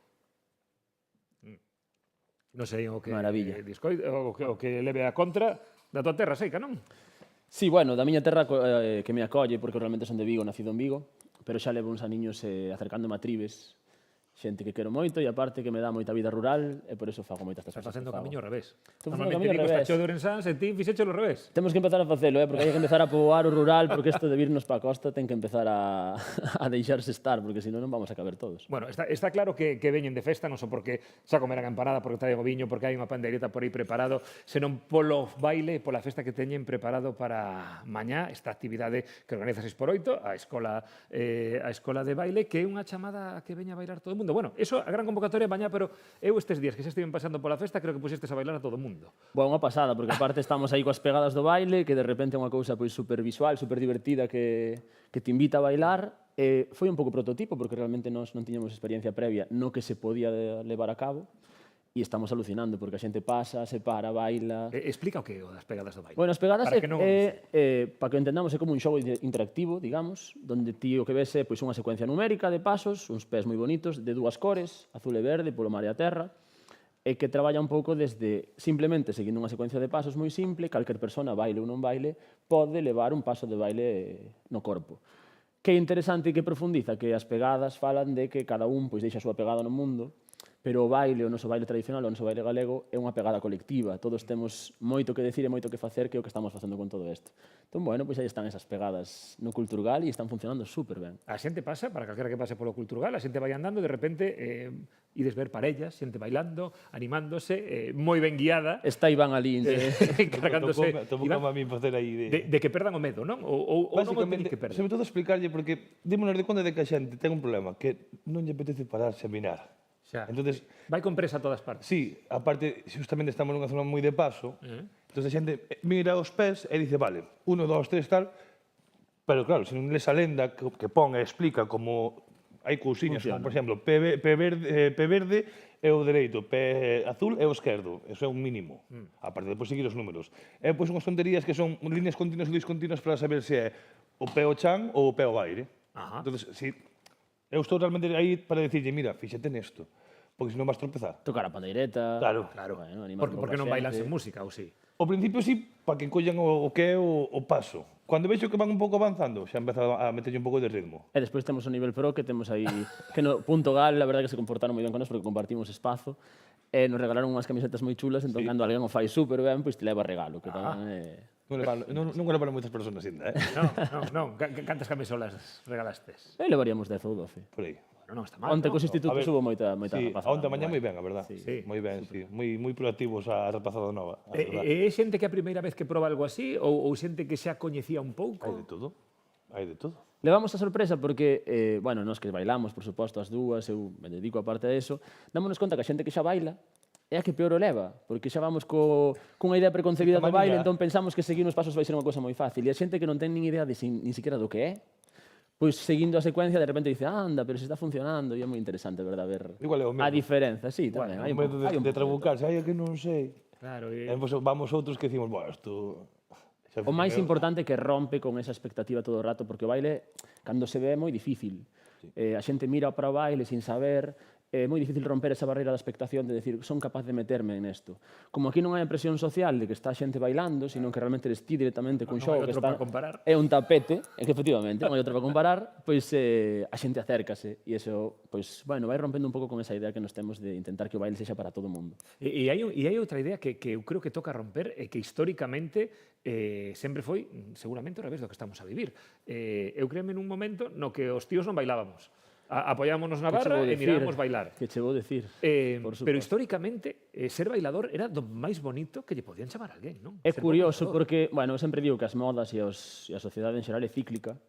En algún momento, bailar era xa non importante, sino que era unha necesidade. Era básico, non? Para moitas cousas. Na miña avó, na súa aldea, todo o mundo sabía bailar. E quen mellor bailaba era quen levaba máis recoñecemento. Exacto. Obviamente nunca foi unha profesión como chegou a ser para nós, pero eso foise perdendo no tempo, sobre todo gañando moito peso a música. A música de repente sí que foi como unha cousa que creceu moito, xa o sabemos. Pero agora de repente volvemos a estar nun contexto social onde utilizamos o baile para relacionarnos co mundo, porque eu vou de foliada, Iván vai de foliada porque nos apetece e porque vamos coas nosas colegas e nos vamos de foliada de festa. Isto é algo que empeza a ser agora bastante actual, pero que hasta fai pouco tempo non pasaba, pois bailábamos en grupos folclóricos porque nos apetecía representar un pouco a tradición, pero non utilizar o baile realmente como noso. E agora me empeza a pasar, entón, quen baila guai, pois obviamente leva un recoñecemento. E entonces empieza a E unha molar. camisola. Claro, efectivamente. E quen non lle gusta molar, a quen non lle gusta gustar. Entón, funciona un pouco por aí. Bueno, cales terían que ser os primeiros pasos? Eu sempre digo mesmo, o máis importante para bailar é saber andar. Entón, camiñar... Mal que ven, case todos. Sí, é un pouco capacitista e recoñecémolo, pero se sabemos camiñar, sabemos bailar. Entonces é simplemente na maneira na que ordenamos certos pasos para poder bailar. Despois, dentro deso, sabemos que hai unha inmensidade de posibilidades, de recursos e demais, pero as nosos obradoiros, as nosas clases, as pegadas, básanse solamente nunha cousa que todos facemos, que é camiñar. E o máis importante. O sea, que quen poida chegar mañá camiñando a Culturgal pode apuntarse a esa... Pode bailar, por suposto que sí. Como vai ser? Como é a idea? Unha festa. Unha festa. Sí. Eso de primeiras. Sí, sabes que somos un pouco festeiros, non vamos a decir que non. O Ben e Baila empezou ano pasado, foi unha idea, de Camilo, do director do Culturgal, por suposto, que me chamou, porque o Culturgal non se acercaba demasiado ao baile. Non vexo o Camilo moi de bailar, ti que di? No, ainda estou intentando que probe o dos puntos, pero non hai maneira, A ver se hoxe a noite o lío e a ver se petit comité. O ano pasado funcionou super ben, porque realmente estamos necesitadas de espacios que se nos permita realmente amosar o que podemos facer. Entón eu, que xa levo anos nesto e coñezo moita xente e teño unha escola, intentei facer unha convocatoria apelando un pouco a responsabilidade da xente de defender o baile. Entón, xa non é só vir a facer unha festa e unha foliada, que por suposto é importante, xa o ves, que o viño non falta, pero ten que ter unha mensaxe, e a mensaxe é que temos poder, que somos moita xente que facemos isto e que necesitamos espazos como o Culturgal, que é un espazo de cultura importantísimo en Galicia, para facer as nosas foliadas. Entón, eu creo e espero, e estou convencido de que mañá vai haber moita xente e que todo o mundo vai a ter o seu espazo, sobre todo, que a xente que sepa bailar moito, bailará moito, a xente que sepa bailar pouco, e que calquera persona que nos vexa, pois lle vai a apetecer bailar, que de eso se trata. O sea, é unha quedada para bailar. Completamente. Simplemente. Sí, é unha foliada, como decían as vellas antes. Quen pon a música? Bueno, pois temos varias. Música veñen os músicos da Agadic, que veñen desde a Coruña, os musicazos, a verdade, teñen un cuarteto maravilloso. Veñen as panderetiras de Trepia, e logo animamos a todo o mundo que queira traer un instrumento que veña e o traia. Inda que a quedada para bailar, sabemos que a música sen o baile non é nada, igual que o baile sen a música non é nada. Entón, pois, estamos dispostas a que calqueira poda decidir o que quere facer. E a partir de aí, xogo libre? Xogo libre. Sí. Xogo libre. De feito, a xente pensa, vas facer un obradoiro ou vas a... Nada. Vamos a bailar. O sea, a cousa hai que dar para lo que pueda pasar, nunca se sabe. Bueno, tu soistes a pandeireta, pusestes o viño, viñestes vos, eu non sei ata se atreverme, mira ti. Iba a dicir que como non bailes agora, a ver, vas quedar fatal, claro, tanto baile. Despois de mandarlle este dardo a Camilo, eu sei andar máis ou menos ben. Bueno, entón non tes problema. Podes Hombre, ensinarme algo para sair do paso? Que maravilla, veña, va. A ver, va. Vou quitar de aquí, espera un segundinho, non vai a ser que hagamos unha especifica. Ademais, vai ser doado mirar os pés porque... Super fácil. Sí, aparte son fáciles de ver, Son ben cantosos. Mira, aparte temos ali un paso que logo tens que ir a probalo, que é super simple, que é simplemente utilizar 3 pasos para cada lado. Sempre falamos que se imos cara ao mar, que aparte, aquí estamos casi para o río, porque estamos en Pontevedra, pero pois o mar é cara a nosa dereita agora, a esquerda na cámara, e ao outro lado, pois é o de terra. Entón temos 3. Teño 3 pasos para un lado e 3 pasos para o outro. 1, 2, 3... 1, 2, 3. Ahora, que pasa? Que cando chego a cada lado, pois podo, por exemplo, deixar un pé no aire. Eso é liña discontinua, non? Eso é liña discontinua, mira como supeche. E agora, o máis importante para bailar, que eso xa decía a miña abuela tamén, é levantar os brazos e sorrir. Se non sonríes, sales mal nas fotos despois e tú eres presentador, terás que sabelo. 3, 1, 2, 3, 1, 2, 3, 1... Sabes cantos memes vai haber deste momento? Non o sei. Con isto xa podo ir mañá. Si, de sobra, mima. Non tes problema ningún. Bueno, isto é o que ten que facer a xente para gañar a camisola. Eu para a camisola, a ver, dime a verdade. Se che fago isto, dasme a camisola? Ti reclamamos, veña. Non, pero quero dicir, gañar non a gañei, non? Que é a pregunta, non? Que non estamos aínda nese nivel. Aparte na jalleja pajan máis. Dicen. Non, eu preguntaba, para gañar a camisola hai que facer algo... Bueno, tú ven por ali e logo algo máis complicado, non? Como vai a escola? Como notades que o baile está chegando a xente? E non sei se preguntaste a xente nova ou tamén a xente maior que se volve a animar a bailar agora. Bueno, isto é algo super interxeracional, sabémolo. O sea, realmente, eu me atopo na escola pois desde rapazada da nosa idade, podemos decir, que está iniciando... A vosa. Bueno, un pouco... Bueno, é un máis vello que ela, Pero, canta xente se xubila hoxe en día e necesita cousas que facer. E non pasa nada. E a escola vai super ben. Estamos en Barcelona, estamos en Madrid, estamos aquí en Galicia en moitos sitios. chegamos ás 300 matrículas este ano. O sea, creo que para calqueira escola contar con 300 alumnas é un regalo del cielo, xa non só, obviamente, pola parte que eu vivo desto, sino porque, aparte, estás chegando a moitísima xente. Xa contamos con 3 profes, contamos con unha persona na oficina, bueno, a cousa vai moi ben. E a esperanza, ou o que eu creo, é que vai ir mellor. Porque isto é unha cosa que se fala moito desde que foi ese famoso boom do mundo tradicional, desde que as tanxugueiras foron a televisión española e demais, que hubo unha moda e entón as modas tenden a caer, tenden a ter un baixón. Eu penso que vamos a saber planealo, porque en Galicia contamos con unha cousa que se chama as asociacións culturais, que teñen moita xente, que saben moito, que levan moitos anos traballando, entón neste momento no que nos puxemos agora, pois vamos a saber polo menos planear esa moda para quedarnos, que isto é o máis importante. Veñen para quedar, cantaban elas. Sí, de momento van acertando. Sí. Ese mundo tradi que tivo ese momento álxido con ese, eu creo que ese pico, con esa aparición no Benidorm Fest, sigue manténdose. De feito, parece que cada vez hai máis bandas que se suman, pero eso notase tamén no baile, porque eu creo que igual que moita xente redescubriu o noso tradi naquel momento, ou vino con outros ollos, non foi só na música, senón naquele espectáculo de baile que levaban con elas. En todos os ámbitos. Mi má, pois mira, eu levo, coñezo a Iván fai 10 anos, que Iván é... Eu son o seu alumno, eh? Ah, sí? Sí, aparte de ser o meu maravilloso amigo. Iván é xestor cultural en Xinzo de Limia. Amigo pesar de alumno ou ao revés? Bueno, empezou de alumno e despois liámonos. Sí. Complicouse a cousa. Cuadrou ben, podemos dicir, cuadrou ben a cousa. Eu non sei canta xente baila ahora en Xinzo, pero non sei. Xinzo, unha vila como a Xinzo de Limia, que ten 10.000 Non chega. A vila como tal terás uns 7.000. En todo o concello terás 10.000. Pois eu debín ter máis de 120 alumnos. Sin problema. Xinzo de Limia, o sea, a porcentaxe de población é inmenso. E por que pasa? Porque despois hai programación propia, hai concertos, bueno, fanse cousas que relacionan todo co baile. Cal é a cousa que queremos romper no Culturgal? E repito isto do ben e baila, que sempre pasa que a música xoga nun papel moito máis importante que o baile. A música se sube aos escenarios e nos bailamos abaixo. E iso é maravilla, ten que pasar. Pero tamén de vez en cando necesitamos darlle un pouco de protagonismo. Entonces, pues, nós o que queremos xerar con este espacio é protagonismo para o baile, pero que despois non se perda noutros sitios que o baile pois non é máis que un medio de diversión. Eu repito que nós quedamos cos nosos colegas para ir a bailar. Entón, a xente cando se acerca, de repente dice, hostia, como mola. Que guai. Para mí son dos mellores momentos do ano cando vamos a unha foliada ou unha festa ou podemos bailar. Ya de xente que conocemos, é dicir, eu pasei de creo que considero que teño bons amigos, e teño moitos amigos, pero é verdade que o mundo das foliadas e o mundo de poder xuntarnos con esta xente ábreche unha posibilidade social e emocional moi grande. Eu reconozco que estou moi contento de participar e ser partícipe deste mundo. Porque ti cando chegaches como alumno chegabas de novas completamente. Eu sí que era músico de tradi, pero non bailara nunca. En Xinzo nunca se dera a tesitura de ter, neste caso, profesor de baile, ou sí que soubo, pero fai moitísimo tempo, e foi cando empezou ali Artur, de repente, unha persona así de Vigo, que viene a, sabes, xuntamos Pego un moderno de Vigo que vai. Vendo mar. A que entreveniste o de aquí a nosa terra, sabes?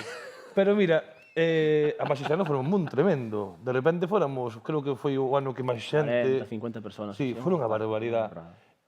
Obviamente hai xente que cae polo camiño, pero como con todo, non? Pero outras que nos mantemos. É que non solamente nos mantemos, sino que queremos máis cada vez. E eso, gracias a eso, bueno, pues, abrimos un nicho cultural en Xinzo, que é o mesmo que dice el, dar pé ao baile, fora, a veces de sitios, pues, en Xinzo conseguimos darlle ese espazo ao baile na miña terra, neste caso. E pasará, supoño, tú sabes máis mellor que a min, está pasando en todos os concellos de Galicia. O bonito é que esta historia, igual que calquer conto que poida contar calquera, é que é extrapolable a outras moitas casuísticas, tanto a outro profe noutro sitio como a outras vilas, como a outros contextos. En Vigo pasan cousas diferentes, porque podemos decir que Vigo é unha das cidades máis grandes e por consecuente que o tecido cultural a ese nivel pois é menor, esa é unha realidade. Pero pasa que pois agora vas a Churruca, que é unha zona de festas no centro de Vigo, e pode sonar unha pandeireta nunha terraza e ninguén se extraña. E isto xa é unha pasada, xa é increíble. E despois, pois, que calqueira persoa pode utilizar o baile como, pois, en vez de ir ao gimnasio, en vez de anotarse a clases de calquera outra disciplina, pois ven a baile tradicional, porque é unha actividade fantástica, ademais. E xudas, Xudas. Ás veces só con mirar pásalo mal, sensación, A veces pásalo mal. Que cerquecemos, non tanto como aquí, que tedes unha calefacción a todo o trapo. Bueno, este é un pequeno privilexio, sí. Pago Culturgal. Ou a Jalleja, non sabemos. Ou de Leite. ou igual todo un pouco, ao final o baile chega a todas partes. E gañas espacios para baile, igual que se gañan espacios para as pandeiretas. Igual que ninguén se sorprende agora escoita unha pandeireta nunha terraza. Se alguén se bota a bailar, eu lembro aqueles bares de se cantas mal non cantes, se cantas ben canta fora. Efectivamente. Pasaba co baile tamén. Efectivamente, todo o rato. E claro, de repente, o que sei, un bar, imagínate, eu non o teño. Iván ten un bar. Eu teño un bar. Si ti dices que veñen dous a tocar a Podes bailar no teu bar? Pois mira, facemos cada foliada. Madre mía. Que cuidado, que cuidado. Bueno, entón predicas co exemplo, está ben. Sí, home, por supuesto. Sería, imagínate, se é cultural, tendo un bar, bailador. Non se queda outra. E aparte que move xente. Eu Que ao dicía final por funciona, ser un bar pequeno igual non podía. É bar pequeno, pero bueno, máis ou menos como isto dá. Se poden bailar 5, bailamos 3. Quero dicir, bueno, número par neste caso. Pero... Ou bailamos encima da barra, que tamén nos ten pasado. Nunca pasou, sí, nunca é raro. Bueno, vamos a estar calaos, que isto queda grabado. Non vaya a ser. Vaya a ser.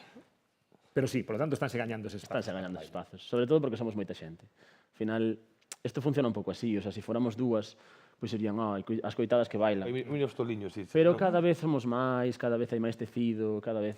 É unha cousa moi importante que eu quero tamén decir, que isto ahora leva o meu nome porque coincidiu así estes 2 anos, pero isto ten que despersonalizarse hasta o punto de perderlle a pista. O sea, isto é o baile polo baile. E o baile é un movimento como tal e, por consecuente, ten que ser de todas e de todos. Entón, isto é o que está pasando.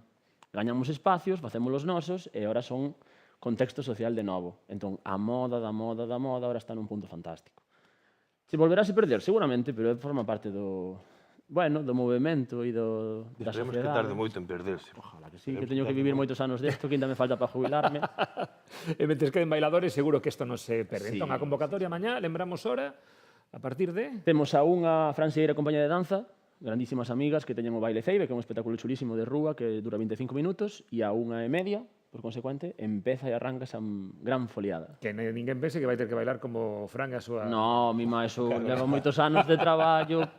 Eso sí que é outra, hasta falamos de palabras maiores aí xa.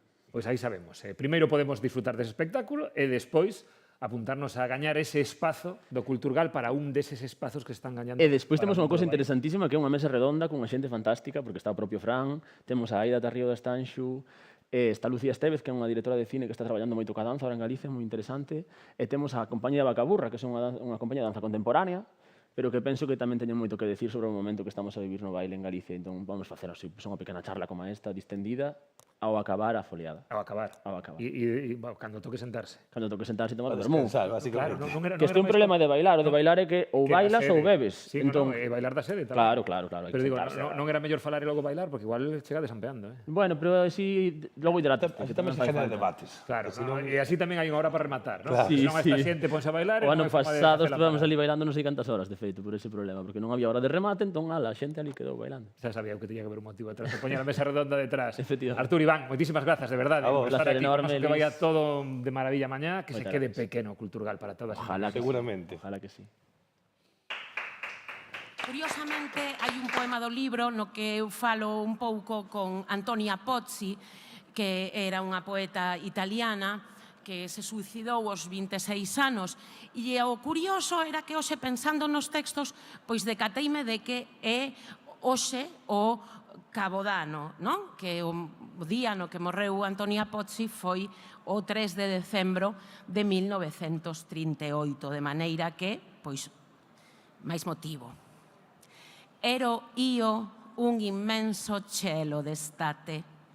Antonia Pozzi, no seu propio idioma latino, desenvolve unha visión que se propaga como a frémito, segado e fugaz, interposto entre a conciencia desa imaxe e os mares glaciares, espello de rosas, a piques de se crebar sobre sí mesmos, desencadeados do mundo, orientados ao abisal, como rosas, digo, o corredor oceánico.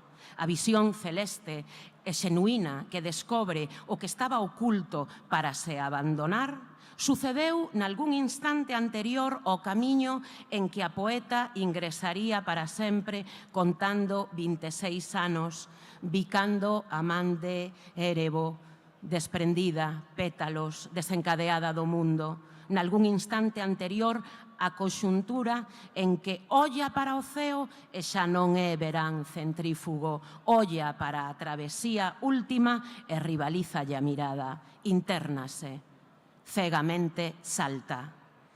Lonxe de 1938, alguén se encontra distinta, cun deserto ás costas, diante unha praia futura que crea, destrúe, peito escuro, a iridiscencia nocturna do real. Dous enmudeceron.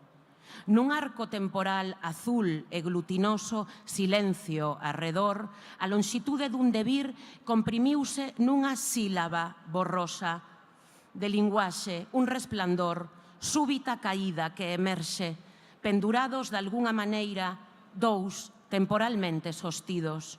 Míranse a través dunha vexetación que medra, que se emulsiona no corazón do vento e deixa soamente unha verde lámpada desnacida de aire onde ondular. Mirarse auga, rumor distinto. Faltaba arco temporal de 5 días para que un pequeno enigma doce e amargo, ángulos dispersos, sobrevivisen nese instante, cando no cristal chove por dentro, cando nos ollos non se miran, no recordo confunden as palabras. Do que concirne é a vívida viaxe, incendiadas as fronteiras da viaxe, e cada descoñecida porta esvaece límites.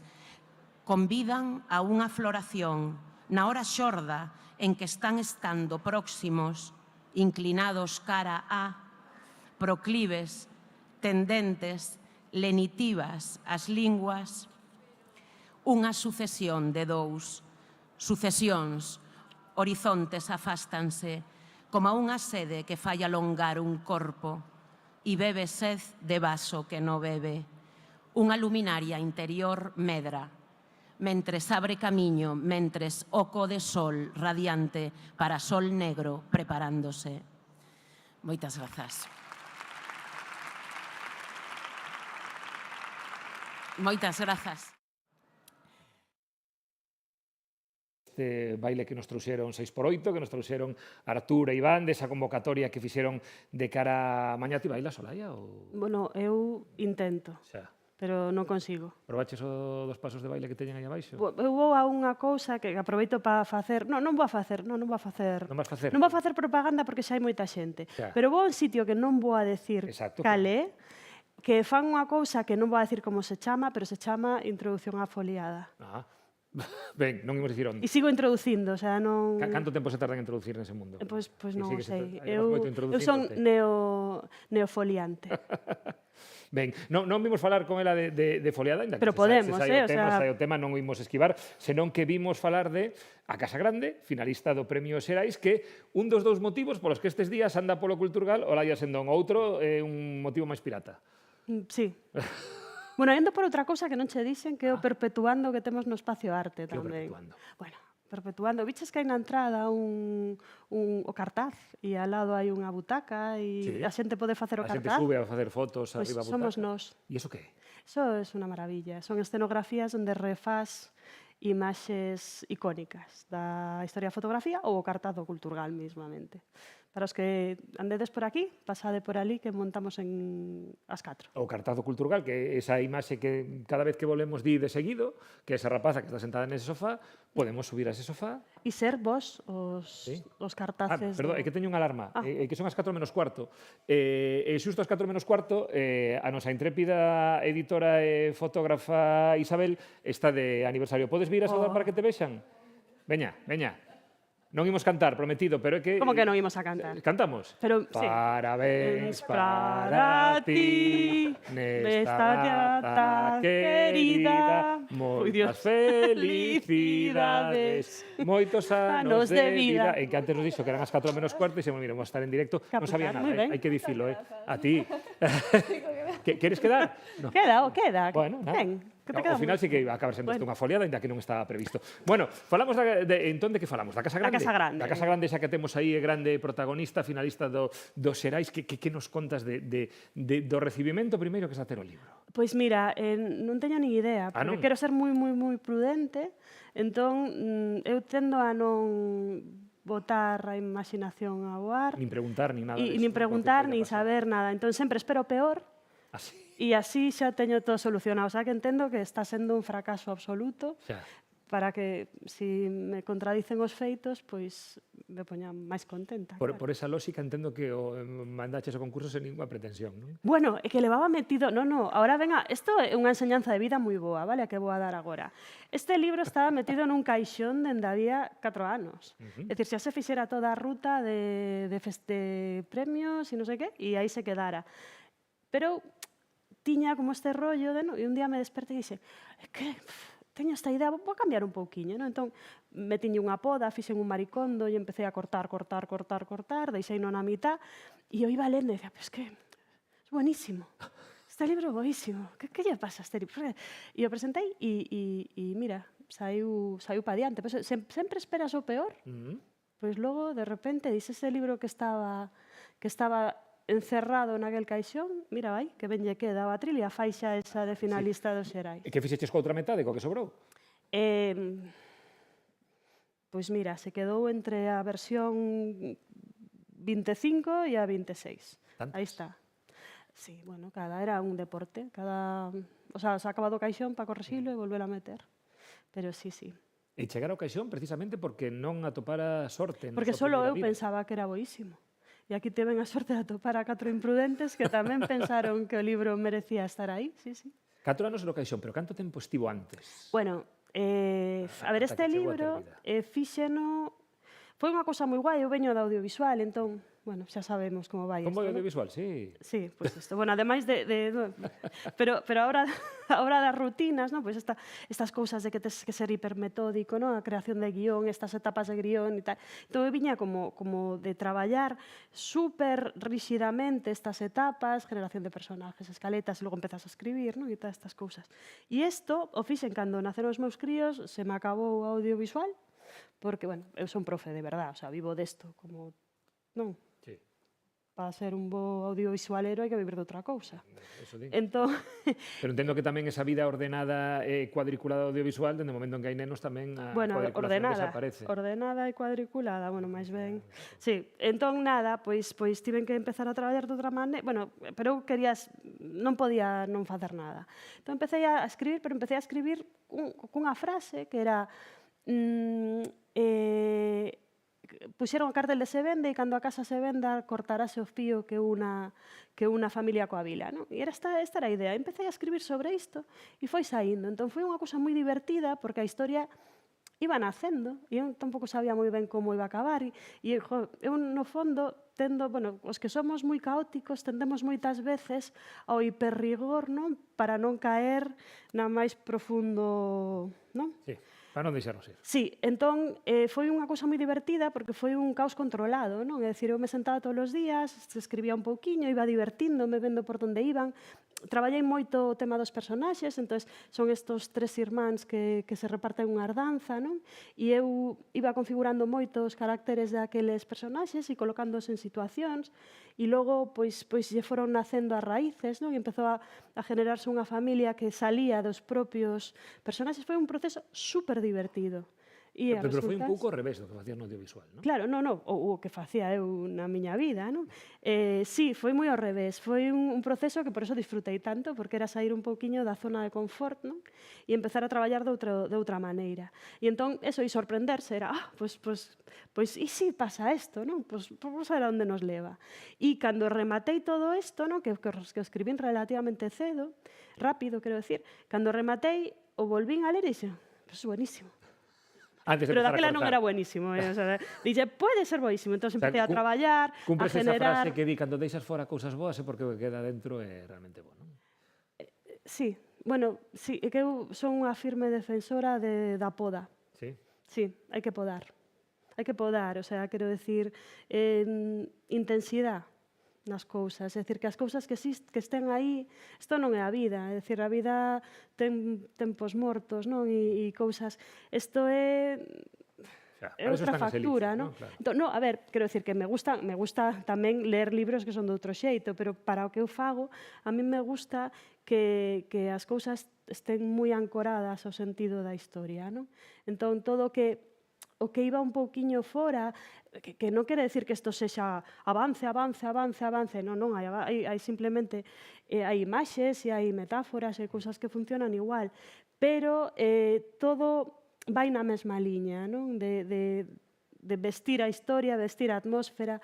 E o guai de todo isto que como fixen desta maneira un tanto tola, pois de repente coláronse as miñas obsesións sin eu sabelo, non? Que son? Entón, no, bueno, hombre, parece que vamos a decir algo jugoso, que va, o sea, nada, aburridísimo todo. Pero son dúas. Memoria, espazos, identidade, territorio, estas cousas que sempre acabas orbitando sobre elas sin darte conta. E hai unha cousa moi curiosa, por exemplo, que cando leron este libro me dixeron me flipa o humor que ten. Ostras, eu non me decatara. O sea, quero dicir, sí que hai cousiñas que ibas metendo, porque claro, o sea, e que vai de 3 irmáns que reparten unha ardanza. Como non descarguemos aí, que Eso pode ser falso ou vendémolo tragedia, pa Gilet, Claro. non? O sea, quero decir, así, logo, claro, o humor negro é algo que aquí onde vivimos está ao orde do día, entón, non, pero sí que non o vía, o sea, non vía a conciencia. Isto foi unha das cousas que apareceu, non? O sea, Levouche para onde non agardabas? Que dicir, ti cando empezaste Totalmente, sen saber cara onde ías, imaginabas que acabarías aí ou dicías, eu tiro, pero creo que vou cara a outro lado? Non, é que, a ver, tampouco é un libro tan tramado, o sea, quero dicir, é un libro coral, unha saga familiar, donde van acontecendo cousas, pero non é un libro que teña unha trama super estructurada nun sentido convencional, non? Entón te podes permitir máis liberdades.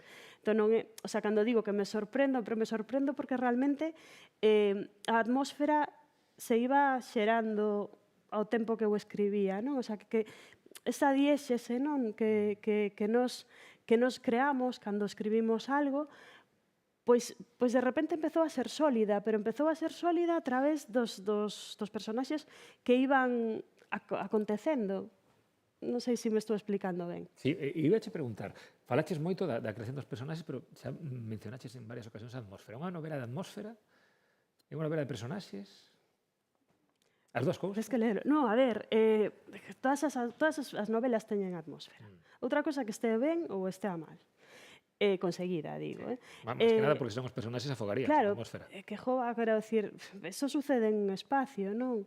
E en un tempo e en unha serie de condicións, non? Entón, todo, para min, todo parte de que, o sea, o que pasa que logo ti lle podes dar máis entidade a esa unidade, a esa diéxese ou menos, non?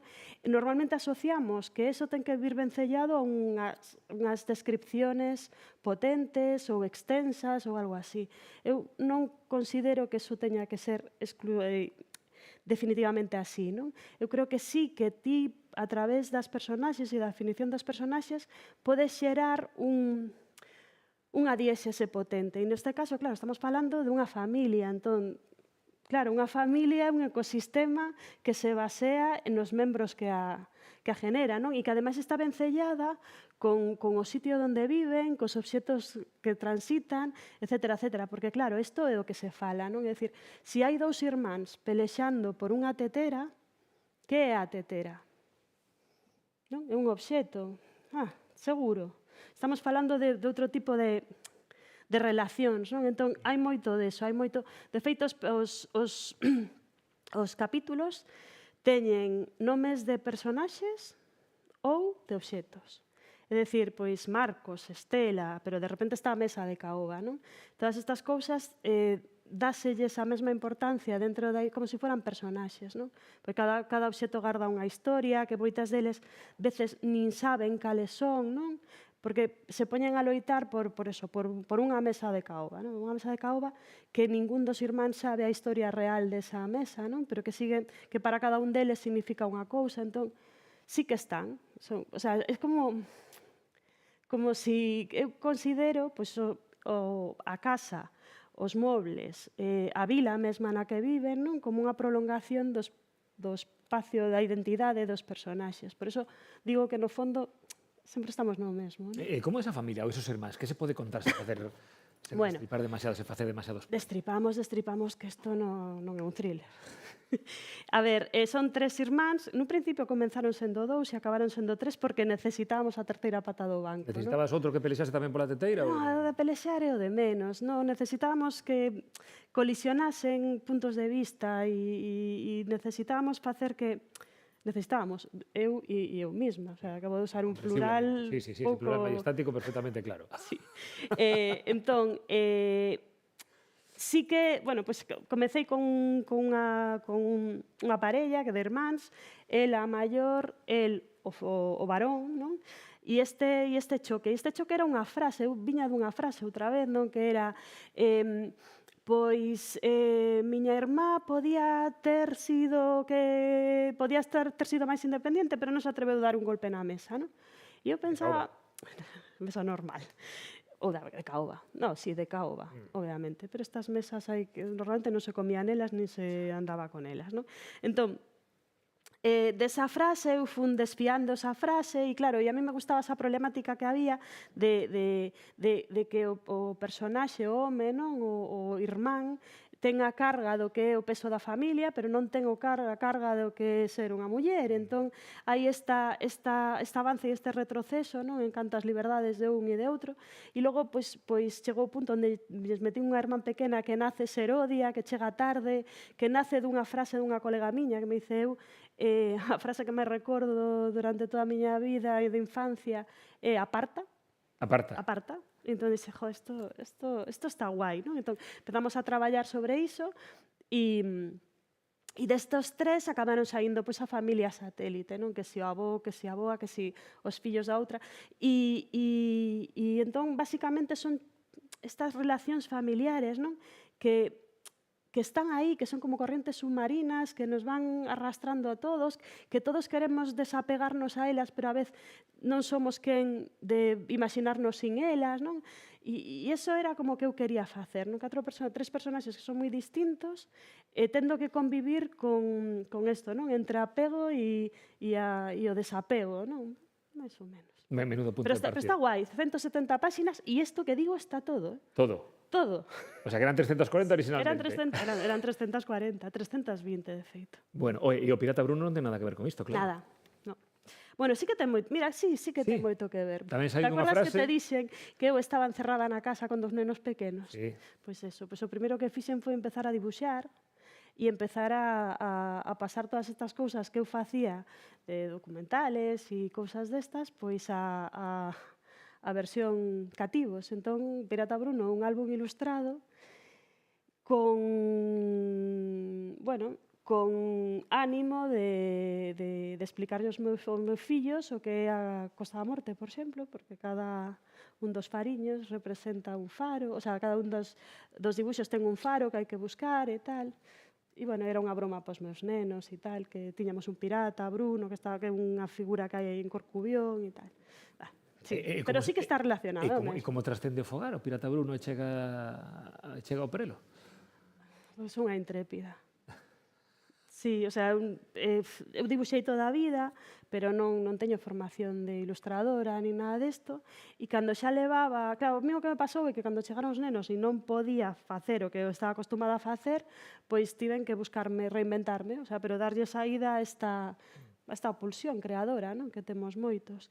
E entón o que empecé foi co máis fácil, que era cun blog e a dibuixar, e logo a contarlles contos aos nenos, e logo, claro que temos, o que me pasa a min, que supoño que lle pasará moita xente máis, é que facemos bola de neve, non? E entón dunha pequena cousa empezamos a liala, empezamos a proxectar sobre que isto pode ser e non sei, e me vin moi arriba, se acabou sendo un PDF e levei a xerais as cousas que estaba facendo, publicamos a Creveira Maravillas, ou a Fotógrafa Perpetua, que son unha maravilla de libros, por certo, con moi escaso éxito de ventas. Tamén están á venta no Culturgal, seguro. O sea, hai que preguntar por eles. E se non se piden, pero es que son boísimas, son boísimas. Esas, con buenas que son. Sí. Pois eso. E cando xerais xa me dixeron, mira, isto que faz é moi chulo, pero pero non o damos colocado, xa non te podemos facer máis. Entón, chegou así como un Salvador cuarto de inverno, e entón está con cuarto de inverno. Pois aí está, o pirata Bruno. E por rematar cunha frase, xa que as frases están detrás de todo. Sí. Antes dicíanos Paula Cons, falándonos da súa película Meu ilustrísimo amigo, que acabará vendo camisolas coas frases que di nesa película Emilia Pardo Bazán. A Casa Grande ten camisola con frase. Podo darme a volta? Por favor. Vou a levantarme. Vais a levantar, Veña, nos preparamos? Sí, estamos... Bueno, non fai falta. Podo facelo aquí? Estamos Podo todos facelo listos, aquí? No, vou facelo aquí, mellor.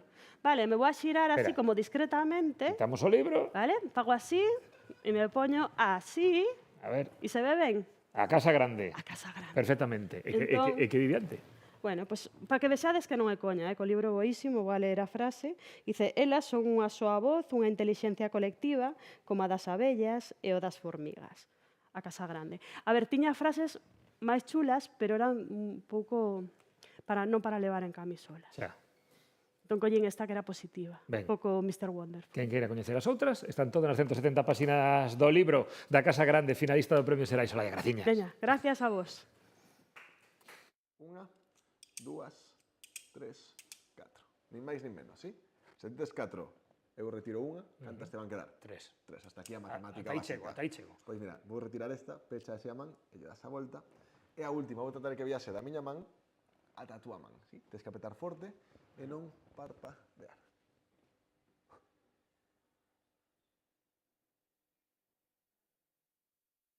Tiñas 3. Tiñas Estás 3. apretando forte. Sí, sí. Ti mesmo, xira a man, abre moi despaciño. Veamos se que aí se veñen.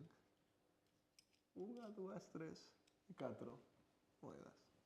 Estamos no 2025 e hai unha peli galega na pura carreira aos Óscar, como é Sirat, nunca unha peli galega estivo nesa situación e nesas condicións. Estamos afeitos, e bendito sea, a ler sobre a diáspora dende o mundo académico e tamén dende a ficción, pero faltaban as historias reais, a famosa non ficción, pero bueno, diría contos reais, non? Estamos nun momento moi doce, no sentido de que temos unha oferta formativa moi grande, temos moitos ciclos, moitos graos, másters, hai un talento enorme, hai moita xente nova que ten unhas capacidades creativas extraordinarias, o que pasa é que falta ese punto de profesionalización, falta ese punto de nos asentar, de ter empresas que sexan sostibles a medio e largo prazo, para que se poida falar de industria. O que sí que fixen foi socializar ou poñer arriba do escenario un problema que a priori pode parecer moi individual e eu fago deso un problema político porque creo que o é e porque tamén creo que a escena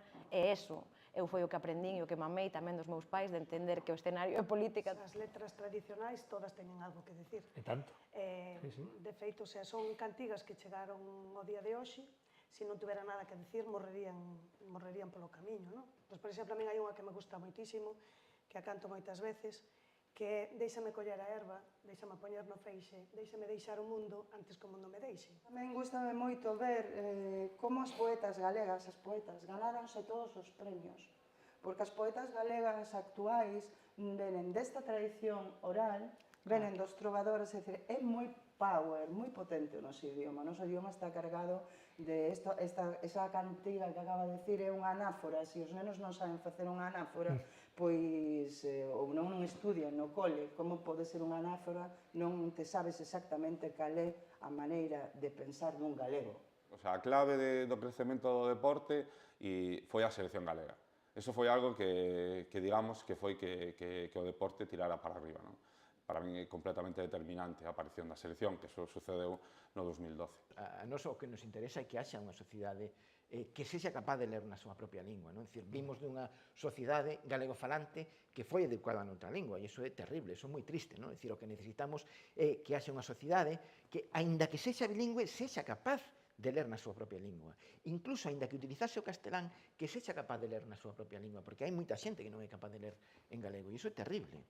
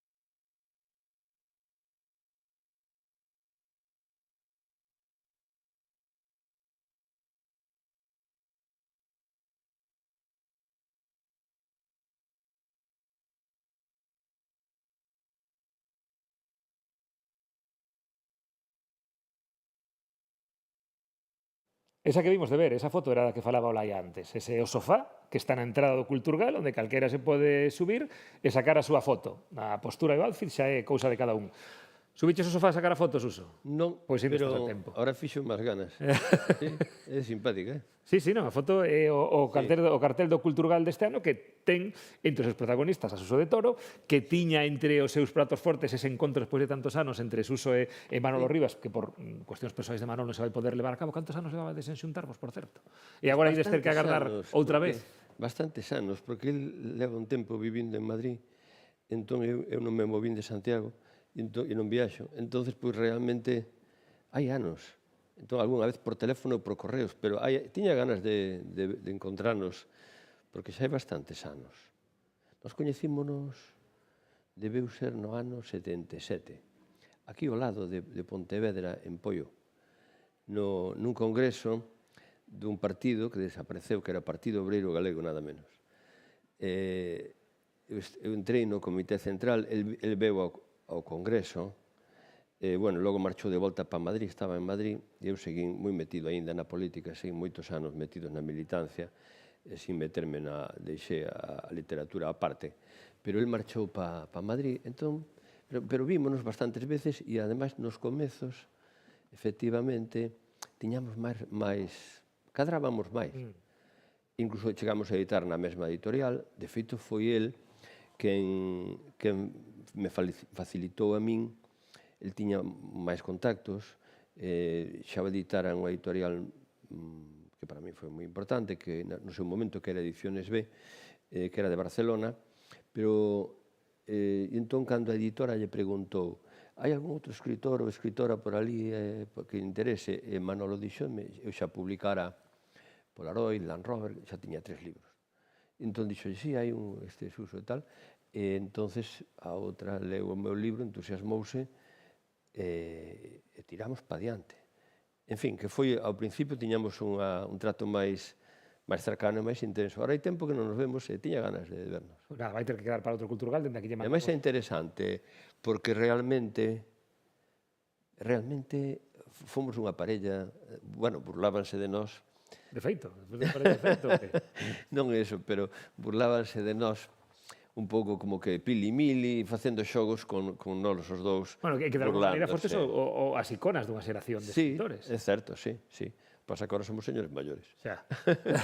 Pero non nos rendides, aquí seguides dando guerra. Dende aquí lle mandamos unha aperta moi grande a Manolo, que por eses problemas persoais non pode estar aquí neste día, pero a quen temos é a Suso, neste caso con estes 2 libros, Conta Xerezade e Terra de Sacrificio, que se dicía agora que deixou cando era novo a literatura pola política, agora a estas alturas o que facemos é meter a política na literatura, que nunca estivo fora de todo a tua literatura política. Sí, é certo. Eu sempre tiven aí un drama pequeno, os dramas son outros, pero un doble carácter meu, unha escisión entre as militancias, o compromiso político, que é un tipo de pensamento máis racional, máis sensato, máis sociolóxico, e, por outro lado, a vena artística, que é outro modo de acercarse á realidade, un modo máis libre, é moi distinto, non? Entón, sempre tiven esa división en min entre as dúas cousas. De feito, eu supoño que a estas alturas estou condenado xa a ter unha imaxe que é dun escritor político, non? E non me agrada, as cousas como son. Non, e faz moito por borrala con libros como este, ademais, de non ter unha imaxe de escritor político. Dico, estás de coña, estás de caradeada, non? Porque o libro é precisamente un libro moi político, sí que o é. Terra de Sacrificio. Eu creo que na promo de Castelao na promo de Culturgal aparece directamente Piñeiro contra Castelao. Ou Castelao contra Piñeiro. Sí, aí xa entrar ao bruto. É dicir, entrar aí ao hardcore leña. Isto sería un Mohamed Ali Foreman do noso pensamento político do século XX. Eu sempre con Mohamed Ali. Sempre. Ainda que era o que chupaba golpes, gañou sempre a base de tragar golpes, así quedou pobre, pero nada, con Mohamed Ali. Eu con Castelao. Aínda que leve golpes, e levou golpes, todos os golpes da vida, el coa súa Virxinia ao lado, pero atrapou moitas hostias, moitos golpes. Aquí teñen ese encontro que non poden chegar a ter. É dicir, a historia parte desa reunión que tiñan que ter celebrado en París, que non se celebrou por motivos que ti contarás ou non, ata onde queiras que, aínda que son moitos coñecidos, pero é un pouco en torno ao que xira a... Non sei chamarlle novela, porque sigue tendo ese airiño a teatro que ti xa nos contarás. Pero o que ten a obra. Pero ti consigues, utilizando non só as ferramentas da literatura, senón creo que as ferramentas das novas tecnoloxías, ou polo menos aí aparecen, que ese encontro se celebre.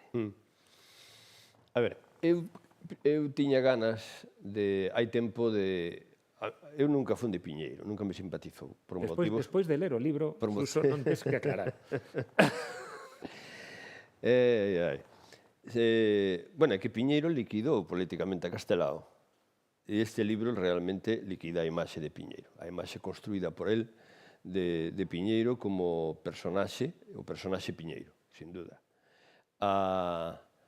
Pero lévame de volta a pregunta, cal era que... Cal era a pregunta? Sí. Bueno, a pregunta era basicamente... O encontro. O encontro, exacto. Como chegamos a revivir ese encontro que non existiu? Ben, pois... Ou por que tiñas esta necesidade de que ese encontro de alguma maneira se producise?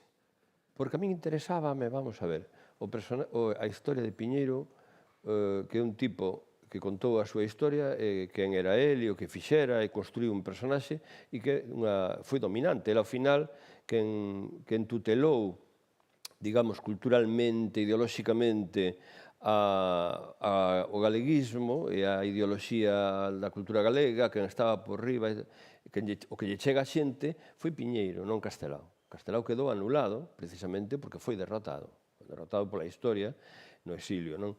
E foi liquidado tamén, desde logo, é o que conto no libro, entre outras cousas, foi liquidado conscientemente por Piñeiro e o seu grupiño. Pero basicamente Piñeiro. É un personaxe realmente interesante, porque Piñeiro era un radical. Era, como mo definiu, unha persoa que o tratou nos anos 50 e que se enfrentou a él no seu día, e díxome, Piñeiro era un sectario. E, efectivamente, Piñeiro era un radical no seu modo de actuar, e se estabas con el estupendo, moi bien, moi bueniño, todo estupendo, pero se estabas en contra del, liquidábate, na medida no que estaba na súa man. Entón, o tema é que tiña ganas de entrar ao personaxe Piñeiro e sabía que precisaba unha biografía. O que hai é o relato que fixo Piñeiro, pero non hai unha biografía realmente obxectiva, seria. Entón, tiven que facela de algún modo. Eu tiven que empezar a decir, quen é este fulano? Vamos a ver, por que fai isto? Por que non está tal? E logo tamén había un momento que me parecía importante, que era un momento no que se encontraban o exilio, Castelao, o exilio do republicano e galeguista, cos do interior, un grupiño do interior que estaba intentando reconstruir o Partido Galeguista. Estamos falando despois da Guerra Española e no final da Guerra Europea.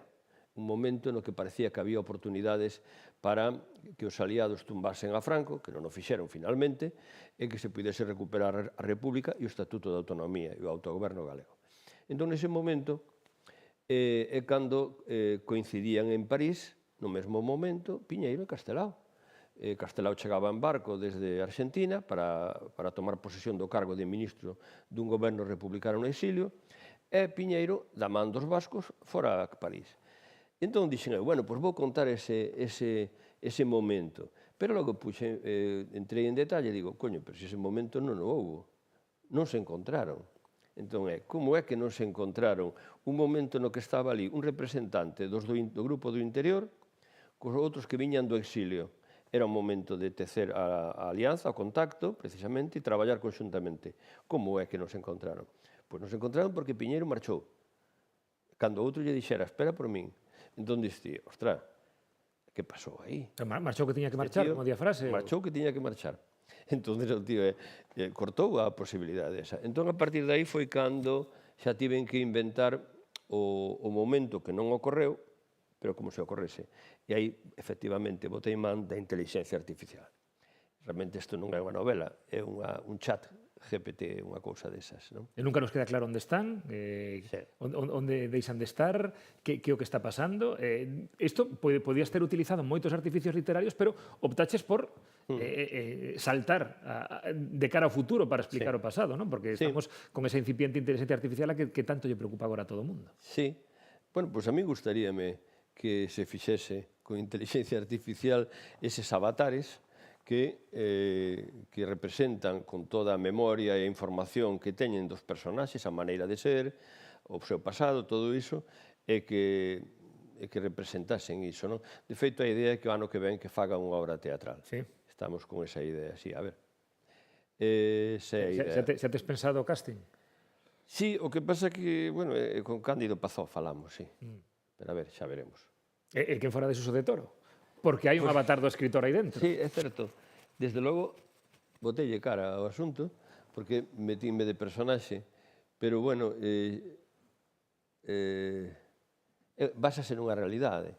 Na realidade, nun episodio real, que foi que lle fixen efectivamente unha entrevista extensa a este home, a Ramón Piñeiro, hai 35 anos, e foi a última entrevista que fixo el en vida, porque logo xa retirouse, desapareceu, estaba moi enfermo, estaba doente, e retirouse para morrer.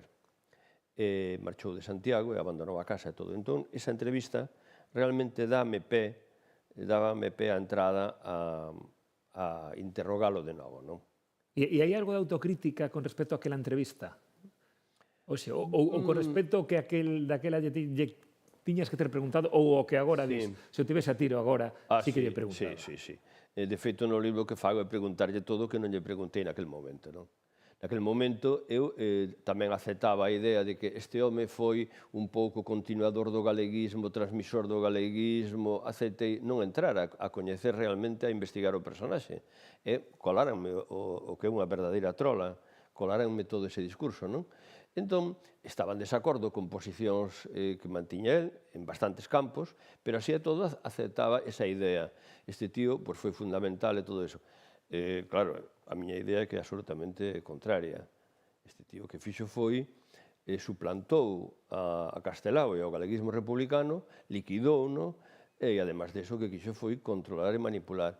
O propio Del Riego, que nun principio estaba con el, Francisco Del Riego, finalmente, no final da súa vida, nunha última entrevista extensa, di Piñeiro atribuíuse moitos éxitos, moitos méritos que non eran seus. Piñeiro botoume de Galaxia.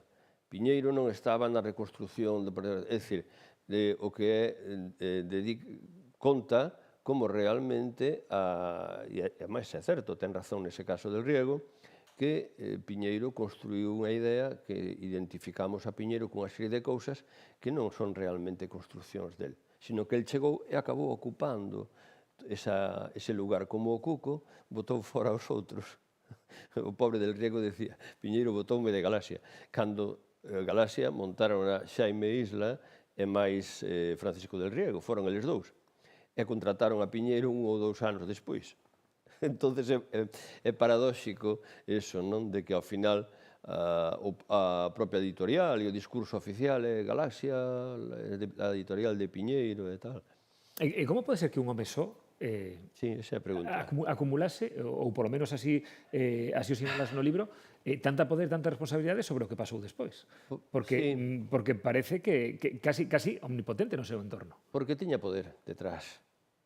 É dicir, el surfeou no poder, nas ondas do poder, e era un instrumento de todo iso. Vamos a ver. É que isto todo é un rollo, que non ten nada que ver coa literatura, pero é historia. Non sei se me enrollo. Dalle contexto ao libro, A ver, enróllome, veña. Veña. No ano 62, en Múnich, hai un congreso que organiza a CIA, que se chama Congreso por la Libertad y la Cultura. Nese congreso están presentes 29 españois. 2 son galegos, que son Domingo García Sabel e máis Ramón Piñeiro. Este é un congreso que organiza a CIA e que continúan as súas actuacións para crear organizacións políticas que sexan aceptables para os americanos, preveendo, no caso de España, se morre Franco, que é o que vai quedar. entón intentan controlar partidos que sexan, entre comillas, democráticos, é dicir, que sexan favorables á OTAN. De feito, nos anos 50 xa, Piñeiro, a revista que reparte, unha revista que reparta aos estudiantes cos que falaba, buscaba adeptos e tal, repartía unha revista que editaban os americanos en Europa, en varios idiomas, e en castellano, era unha revista do chamado Movimiento Europeo, que defendía ideas europeístas. Que eran as ideas europeístas? Pois unha Europa democrática frente a la Europa comunista de los rusos e tal e tumba. La Europa de la OTAN e tal. De feito, defendía nos anos 50, España aínda non estaba na OTAN, xa había bases americanas en España, pero non entrara oficialmente na OTAN, e defendían en periódicos de aquí, de Galicia, e en revistas, a OTAN e todo eso. Entón, Piñeiro forma parte da historia do que fan os norteamericanos en Europa, das grandes. Piñeiro viaxa... Piñeiro a xente da CIA? Claro, Piñeiro é a xente da CIA. Piñeiro non tiña unha pistola e un carné que diga, oiga, soy de la CIA, e nin unha pistola e todo eso. Non, ningún zapatófono e non. Pero, efectivamente, sí entraba, formaba parte das maniobras da CIA en Europa. Piñeiro viaxa a Italia, ao Congreso do Partido Socialista Italiano, era un partido tutelado tamén pola OTAN, por Estados Unidos, un partido que lle resultaba aceptable, e entón viaxa a ese Congreso. Viaxa coa socialdemocracia alemana a Alemania repetidas veces. Viaxa a Francia, repetidamente a París. É dicir, todo isto está documentado. Está documentado todo. Incluso o diñeiro que lle dan, os 14.000, creo que francos, para montar o PSG, un partido que eran Piñeiro e dous máis. E monta o el precisamente porque é unha maniobra que lle dan diñeiro para eso. O primeiro número da revista do PSG edítase na imprenta que tiñan os americanos, onde imprimían a propaganda esta deles, da CIA.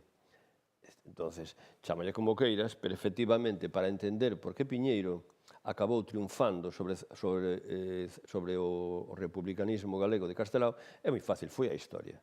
É dicir, se os americanos tumbasen a Franco no seu día, é dicir, igual que tumbaron a herramienta Hitler, quen o venceu foron os rusos, pero bueno, igual que os americanos e rusos dun lado e de outro chimparon a Hitler e a Mussolini, se chimpasen o réximen de Franco, pois entonces o goberno republicano no exilio tería volto, e Castelao era ministro dese goberno, Galicia tería xa o seu goberno autónomo desde aquela, e Piñeiro non sería nada. O único que ocorre que a historia foi de outro modo, e entón os labores que fixo Piñeiro, que non eran labores propios da nosa propia historia, sino que eran maniobras orquestadas desde fora, para ser unha peza máis de todo o que se xogou na transición e logo na instauración da autonomía. Hai que ter en conta que a autonomía chegou do seguinte modo, con un presidente do Parlamento Autonómico, Antonio Rosón, que era do grupo de Piñeiro, e logo presidente logo da preautonomía.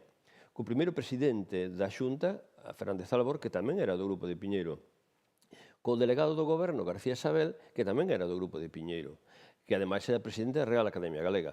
É dicir, todas as institucións políticas e culturais, todo o poder institucional estaba, de algún modo, tecido por este tecedor que era Piñeiro. Entonces, a mí parece un personaxe fascinante, porque, claro, resulta que el buen galleguista, un señor de unha aldea de Lugo, que luego está en una mesa camilla todo el día recibiendo a la gente e tal, e resulta que é un tipo que vai a Madrid e trata, a Madrid naturalmente tamén, que viaxa con pasaporte, cando moita xente, moitos españoles non tiñan pasaporte, o réximen non lle permitía sair de España, que viaxa a París repetidamente, que se entrevista ali con Gorkin, que é un dos organizadores dese congreso que monta a CIA, cando vai se está documentado en papeles, cando que viaxa por Europa, organizado a tinglaos políticos da CIA, dos americanos.